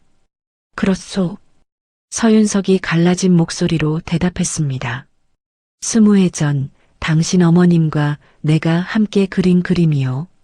그리고 이 목잠은 내가 깎아서 한 짝은 옥분에게 주고 나머지 한 짝은 끝내 완성하지 못한 채 20해를 품에 넣고 다닌 것이요. 지화의 얼굴이 하얗게 변해갔습니다. 설마 20해 전 이 고을에 서리로 파견온 사내가 나요. 옥분을 사랑했으나 지키지 못하고 편지 한 장 남기고 도망친 비겁한 사내가 아버지가 혼인을 허락하지 않았소. 주막집 딸은 안 된다며 옥분을 해치겠다 협박했소. 나는 겁을 먹고 도망쳤소. 서윤석의 눈에서 눈물이 흘렀습니다. 지화의 입술이 파르르 떨렸습니다. 서윤석이 자신의 손을 내밀었습니다. 엄지를 보였습니다. 가로로 넓적하고 짧은 우렁 손톱. 지화의 엄지와 꼭 같았습니다. 이 손톱이 같소? 나무 깎는 솜씨도 같소? 복만이 알아본 바에 따르면 낭자가 태어난 때도 내가 이 고을을 떠난 직후와 맞아떨어지요. 서윤석은 무릎을 꿇었습니다. 의원 방 바닥에 두 무릎을 찍고 지화를 올려다보았습니다. 내가 당신의 아비요. 지화의 눈동자가 크게 흔들렸습니다. 한동안 아무 말도 없었습니다. 의원 방 안의 공기가 얼어붙은 것 같았습니다. 그러다가 지화가 갑자기 그림을 밀어냈습니다. 그림이 바닥에 떨어졌습니다. 지금 무슨 말을 하시는 겁니까? 지화의 목소리가 차갑게 변했습니다. 20회. 20회를 어디 있다가. 지화의 눈에서 눈물이 흘렀습니다. 그러나 그 눈물은 슬픔이 아니라 분노였습니다. 어메가 얼마나 힘들었는지 아세요? 홀로 애 낳고 손가락질 받고 온갖 천대 받으며 사셨는데. 서윤석은 고개를 숙인 채 듣고 있었습니다. 산골 외딴방에서 산파도 없이 피 흘려가며 절 낳았어요. 아시겠어요? 도와주는 사람 하나 없이요. 지화의 목소리가 점점 커졌습니다. 갈비뼈가 아팠으나 참았습니다. 그 뒤로 온갖 일 다 하셨어요. 새벽에 밥 짓고, 낮에 국밥 팔고, 밤에 그릇 닦고, 제가 해서 맞아가며 살면서도 제 앞에선 웃었어요. 그 웃음이 얼마나 힘든 웃음이었는지 당신은 모르잖아요. 서윤석은 이마를 바닥에 닿도록 숙였습니다. 대답할 말이 없었습니다. 당신이 도망치지 않았다면, 당신이 어메를 지켰다면 이런 일은 없었을 겁니다. 어메가 제가 할 일도 맞을 일도 속병으로 알아누울 일도 없었을 거예요. 지화의 목소리가 갈라졌습니다. 아비라고요? 편지 한 장 남기고 도망가는 사람이 아비예요? 20회 동안 찾아오지도 않는 게 아비예요? 서윤석은 대답하지 못했습니다. 용서해달라는 게 아니요. 서윤석이 떨리는 목소리로 말했습니다. 용서받을 자격이 없소. 다만 숨기고 싶지 않았소. 아비로서 마지막으로 해야 할 일이라 생각했소. 아비. 지화가 입술을 깨물었습니다. 나가주세요. 지화가 고개를 돌렸습니다. 지화야. 나가라고요. 지화가 차갑게 말했습니다. 다시는 제 앞에 나타나지 마세요. 저는 아비가 없습니다. 평생 없었습니다. 서윤석은 비틀거리며 일어났습니다. 마지막으로 한 번 더 지화를 바라보았습니다. 지화는 고개를 돌려 벽을 보고 있었습니다. 떨리는 어깨만이 보였습니다. 미안하다. 서윤석은 그 말을 마지막으로 의원방을 나갔습니다. 문이 닫혔습니다. 복도에서 서윤석은 벽에 기대어 그대로 미끄러져 내려앉았습니다. 바닥에 주저앉은 채 한참을 그렇게 있었습니다. 딸에게 거부당한 아비는 빈 복도에서 소리 없이 무너져 내렸습니다. 보름이 더 지났습니다. 지화의 상처는 많이 나아졌습니다. 의원이 마지막 진맥을 하고 고개를 끄덕였습니다. 갈빗대도 거의 붙었고 머리에 충격도 가셨소? 이제 일상으로 돌아가도 되겠소? 지화는 의원을 나왔습니다. 한양 거리를 걸었습니다. 초여름의 햇살이 뜨거웠으나 마음은 차가웠습니다. 큰 댁으로 가지 않았습니다. 서윤석의 얼굴을 볼 수 없었습니다. 보면 무너질 것 같았습니다. 분노 때문인지 아니면 다른 감정 때문인지 자신도 알 수 없었습니다. 지화는 짐을 꾸려 한양을 떠났습니다. 산골 주막으로 돌아가기로 했습니다. 복만이 큰댁 대문 앞에서 기다리고 있었으나 지화는 고개만 숙여 인사하고 지나쳤습니다. 아씨, 대방 어른께서 한 말씀이라도 감사하다고 전해주세요. 그것으로 충분합니다. 지화의 목소리는 담담했으나 돌아서는 발걸음이 흔들렸습니다. 복만은 더 이상 붙잡지 못하고 지화의 뒷모습이 사라질 때까지 대문 앞에 서 있었습니다. 이틀을 걸어 산골에 도착했습니다. 고갯길을 내려서자 주막에 낡은 지붕이 보였습니다. 이웃 안악이 지키고 있던 주막은 떠날 때와 크게 달라지지 않았습니다. 마당에서 늙은 삽살개가 꼬리를 흔들며 달려왔습니다. 지화는 삽살개를 안고 한참을 그대로 있었습니다. 왔어. 나왔어. 삽살개가 낑낑거리며 지화의 뺨을 핥았습니다. 그 촉감에 눈물이 왈칵 쏟아졌습니다. 한양에서 꾹꾹 눌러 참았던 울음이 한꺼번에 터져나왔습니다. 마당에 주저앉아 삽살개를 아는 채 한참을 울었습니다. 아무도 없는 산골 주막 마당에서 19 여인의 통곡이 산 너머로 울려 퍼졌습니다. 며칠 동안 지화는 주막 문을 열지 않았습니다. 밖에 나가고 싶지 않았습니다. 사람을 만나고 싶지 않았습니다. 부엌에 앉아 아궁이에 불을 떼며 멍하니 불꽃만 바라보았습니다. 어미가 이 자리에서 밥을 짓던 모습이 어른거렸습니다. 밤이 되면 잠들지 못했습니다. 서윤석의 얼굴이 자꾸 떠올랐습니다. 무릎 꿇고 울던 모습, 닷새 동안 곁을 지키던 모습, 그림과 목잠을 내밀던 떨리는 손. 내가 너무 심했나? 가끔 그런 생각이 스쳤습니다. 하지만 곧 고개를 저었습니다. 20해 동안 어매를 버린 사람이었습니다. 자신을 버린 사람이었습니다. 용서할 수 없었습니다. 하지만 마음 한구석은 불편했습니다. 서윤석도 고통스러워하고 있었습니다. 진심으로 후회하고 있었습니다. 그것을 모르는 척할 수 없었습니다. 일주일쯤 지난 어느 날 지화는 결심했습니다. 더 이상 미룰 수 없었습니다. 어미의 방을 정리해야 했습니다. 어미 방 문을 열었습니다. 어미의 냄새가 희미하게 남아 있었습니다. 지화는 잠시 문턱에 멈춰 섰습니다. 눈물이 또 흘렀습니다. 어메, 이제 정말 안 계시는구나. 침대 삼아 쓰던 자리에 앉았습니다. 어미가 누웠던 곳이었습니다. 이불을 끌어안았습니다. 어미의 온기는 이미 사라진 지 오래였으나 이불의 뱃냄새만은 아직 가시지 않았습니다. 한참을 그렇게 있다가 일어났습니다. 옷가지를 정리하고 살림살이를 하나하나 추려내었습니다. 어미가 쓰던 앞치마, 빗, 바느질 보따리. 하나를 꺼낼 때마다 눈물이 흘렀으나 지화는 멈추지 않았습니다. 벽장 맨 위 선반을 열었을 때였습니다. 오래된 나무 상자가 하나 놓여 있었습니다. 먼지가 두텁게 쌓여 있었습니다. 처음 보는 상자였습니다. 지화는 상자를 내려 먼지를 털었습니다. 작은 걸쇠가 달려 있었는데 녹이 슬어 있었습니다. 조금만 힘을 주자 걸쇠가 열렸습니다. 상자를 열었습니다. 안에는 3가지가 들어 있었습니다. 접어놓은 편지 한 통, 얇은 두루마리 한 권, 그리고 나무로 깎은 목잠 한 짝. 지화의 손이 멈추었습니다. 목잠이었습니다. 여인이 머리에 꽂는 나무잠. 정교하게 다듬어진 것이었는데 나뭇결이 어딘가 익숙했습니다. 서재에서 보았던 그 깎다 만 목잠과 같은 나뭇결이었습니다. 한 쌍이었습니다.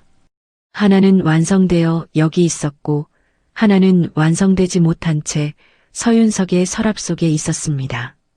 지화는 목잠을 손에 쥔 채 한참을 바라보았습니다. 가슴이 먹먹해졌습니다. 편지를 꺼냈습니다. 종이가 누렇게 변색되어 있었습니다. 20회는 된 것 같았습니다. 조심스럽게 펼쳤습니다. 첫 줄을 읽는 순간 지화의 손이 떨렸습니다. 옥분에게 서윤석의 글씨였습니다. 떨리는 필체였습니다. 글씨 곳곳에 번진 자국이 있었는데 눈물 때문이었을 것입니다. 미안하지만 떠나야 하오. 당신을 너무나 사랑하지만 아버지 말씀을 거역할 수 없소. 당신에게 해가 갈까 두렵소. 너무나 괴롭지만 이렇게 떠나는 나를 용서하지 마시오. 윤서? 짧은 편지였습니다. 그러나 그 안에는 20회 전 새벽 잠든 여인 곁에서 붓을 쥐고 울었을 사내의 고통이 고스란히 배어 있었습니다. 지화는 편지를 읽으며 눈물을 흘렸습니다. 어매가 이 편지를 받았을 때 얼마나 가슴이 아팠을까. 뱃속에 아이를 품은 채 사랑하는 사내가 남기고 간 종이 한 장을 쥐고 얼마나 울었을까. 두루마리를 꺼냈습니다. 첫 장을 펼쳤습니다. 어미의 필체였습니다. 일기였습니다. 오늘 지화를 낳았다. 외딴 방에서 혼자 낳았다. 너무 아팠지만 지화의 얼굴을 보니 모든 고통이 사라졌다. 윤석 서방을 닮았다. 눈매가 똑같다. 지화는 숨을 참으며 읽었습니다. 아이의 엄지 손톱이 그 이를 꼭 빼닮았구나. 가로로 넓적하고 짧은 우렁 손톱이란다. 그이가 나무를 깎을 때 그 엄지에 힘을 주던 모습이 떠오른다. 지화는 자신의 엄지를 내려다보았습니다. 넓적하고 짧은 손톱, 아비의 것과 같은 손톱. 어미가 20해 동안 그 손톱을 볼 때마다 얼마나 그리웠을까. 눈물이 멈추지 않았습니다. 일기를 계속 넘겼습니다. 어미의 일상이 적혀 있었습니다. 지화를 키우며 겪은 일들, 힘들었던 순간들, 행복했던 순간들. 지화가 오늘 처음으로 나무를 깎았다. 주걱을 만들겠다며 칼을 쥐더니 한 번도 가르쳐 준 적 없는데 나뭇결을 따라 깎는 것이 어찌나 자연스러운지. 윤석 서방의 피가 속일 수 없구나. 오늘도 성칠이가 지화를 때렸다. 내가 대신 맞았다. 지화가 울지 않으려고 입을 악물고 있었다. 이 아이가 얼마나 강한 아이인지. 발표도 다시 피는 꽃이 될 것이다. 윤석 서방을 원망하지 않는다. 그이도 힘들었을 것이다. 세상이 무서웠을 뿐이다. 나는 그이를 이해한다. 마지막 장이었습니다. 편지 형식의 글이 적혀 있었습니다. 글씨가 흔들렸습니다. 아마 알아누워서 힘겹게 쓴 것이었을 것입니다. 지화야, 내 아비는 나쁜 사람이 아니란다. 그저 여린 사람이었어. 세상의 무게를 이기지 못한 약한 사람이었지. 하지만 어매는 그이를 사랑했고 원망하지 않는다. 너도 아비를 원망하지 않았으면 좋겠구나. 내 손끝의 재주는 아비에게서 온 것이란다. 내 엄지의 그 넓적한 손톱도 나무를 읽는 눈도 전부 아비를 닮은 것이야. 어매는 내가 아비를 닮아 따뜻한 사람이 되길 바란다. 핏줄이 가족을 만드는 게 아니라 마음을 다하는 것이 가족을 만드는 거란다. 어매가 내게 다한 마음이 언젠가 너를 지켜줄 게야. 사랑한다, 지화야. 어매가. 지화는 두루마리를 가슴에 안았습니다. 눈물이 멈추지 않았습니다. 온몸이 떨렸습니다. 어매는 평생 아비를 용서했습니다. 원망하지 않았습니다. 오히려 사랑했습니다. 그리고 딸에게도 같은 마음을 품으라 했습니다. 어매는 어떻게 이렇게 따뜻할 수 있어요? 지화는 한참을 울었습니다. 편지와 두루마리와 목잠을 들고 마루로 나왔습니다. 마루에 앉아 다시 읽고 또 읽었습니다. 어미의 메시지는 분명했습니다. 아비를 용서하라는 것이었습니다. 원망하지 말라는 것이었습니다. 다음 날 아침 지화는 편지와 두루마리와 목잠을 보자기에 싸서 품에 넣고 집을 나섰습니다. 어미의 산소로 향했습니다. 어매에게 물어봐야 했습니다. 어매가 정말 아비를 용서한 것인지, 정말 원망하지 않는 것인지. 산길을 올랐습니다. 초여름의 산은 온통 푸르렀습니다. 나뭇잎 사이로 햇살이 부서져 내렸고 어디선가 꾀꼬리가 울었습니다. 산소가 가까워졌습니다. 그때 지화는 걸음을 멈추었습니다. 누군가 이미 산소 앞에 와 있었습니다. 검은 도포를 입은 사내가 무릎을 꿇고 앉아 있었습니다. 등이 보였습니다. 익숙한 뒷모습이었습니다. 서윤석이었습니다. 지화는 숨을 죽였습니다. 나무 뒤에 몸을 숨기고 지켜보았습니다. 서윤석은 산소 앞에서 중얼거리고 있었습니다. 목소리가 바람에 실려 끊어지듯 들려왔습니다. 옥분아, 미안하다. 우리 딸이 나를 용서하지 않는다. 당연한 일이야. 내가 잘못했으니까. 서윤석의 어깨가 떨렸습니다. 하지만 멀리서라도 지켜볼 것이다. 행복하게 해줄 것이다.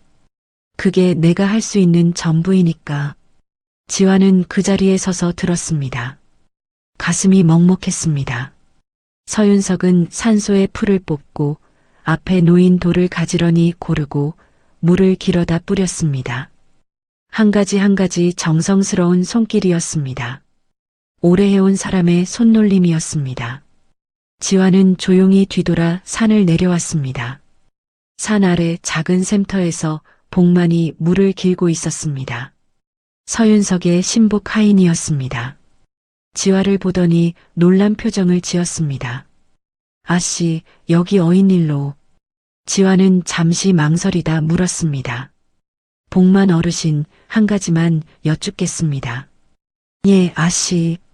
어르신이 매일 오시는 건가요? 엄의 산소에. 복만의 눈이 커졌습니다. 잠시 뜸을 들이더니 천천히 고개를 끄덕였습니다. 예. 장례를 치른 뒤로 하루도 빠지지 않으셨습니다.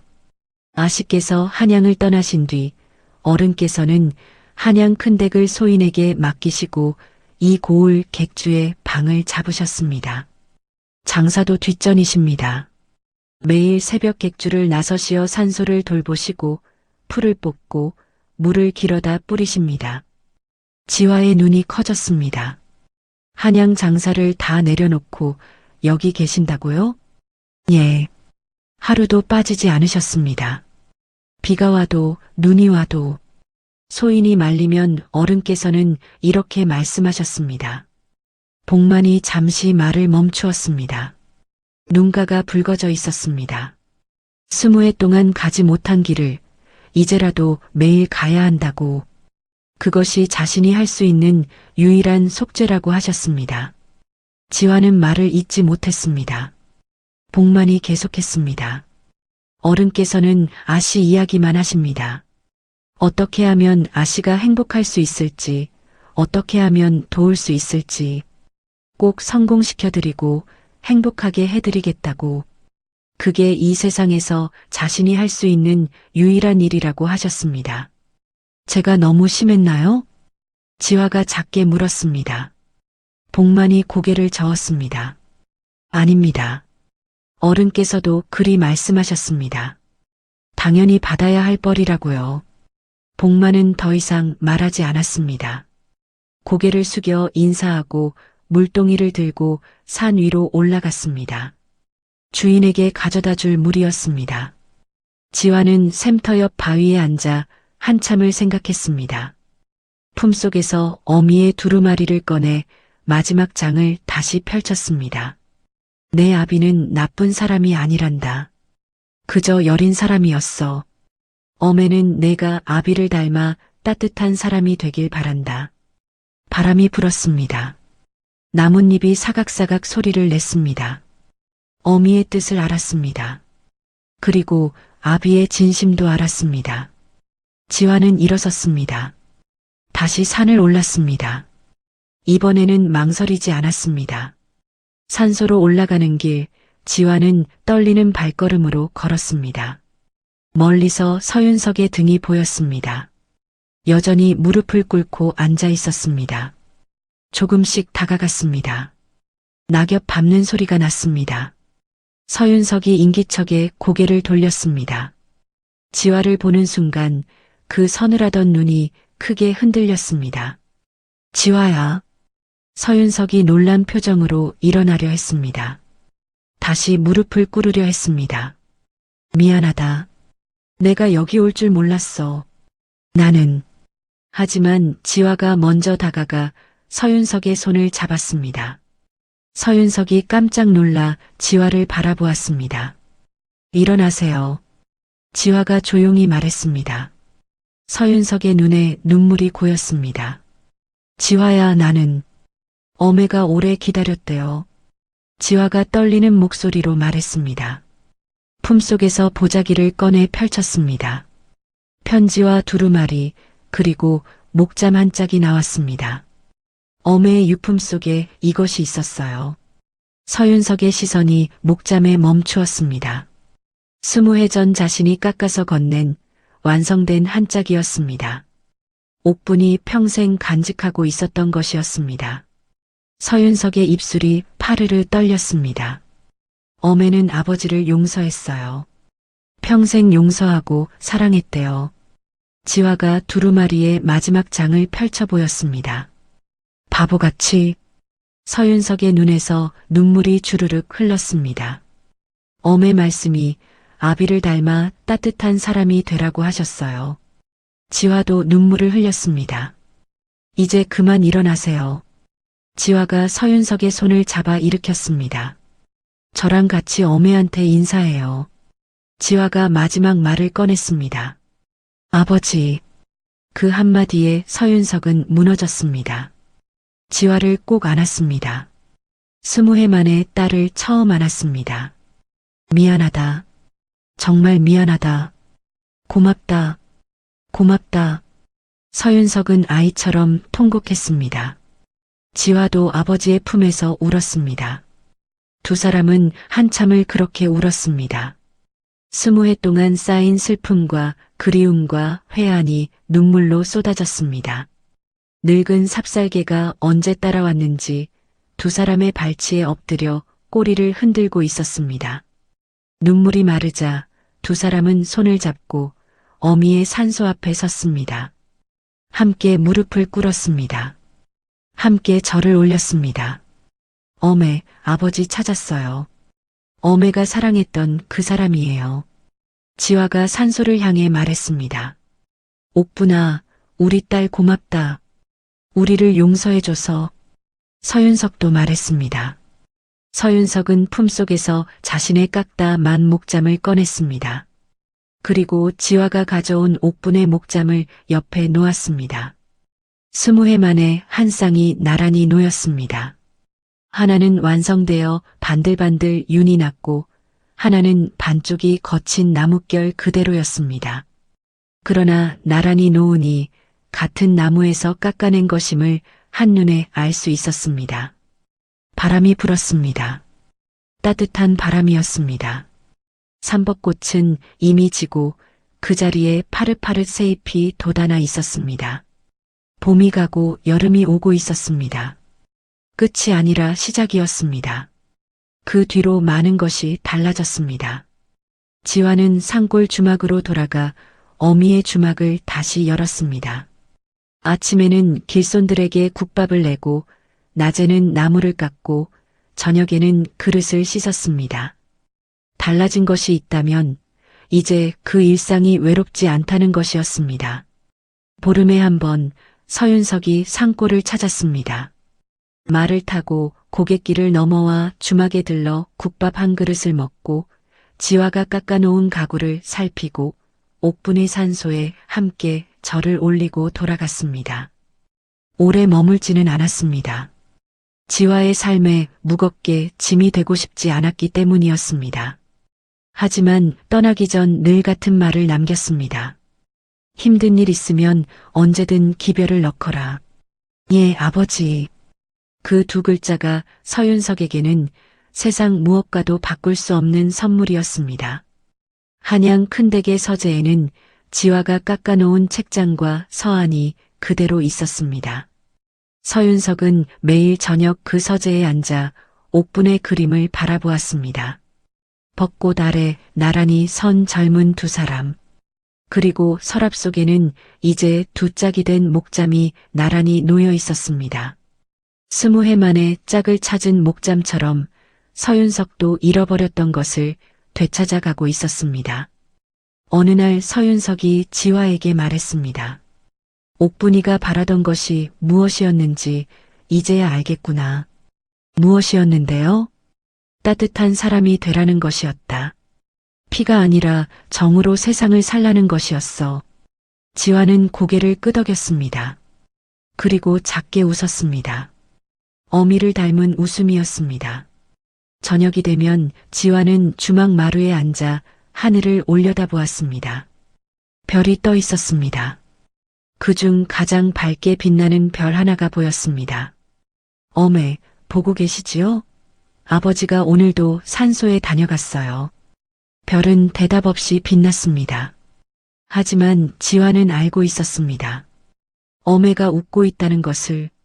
늙은 삽살개가 마루 아래에서 코를 킁킁거리다 꼬리를 흔들었습니다.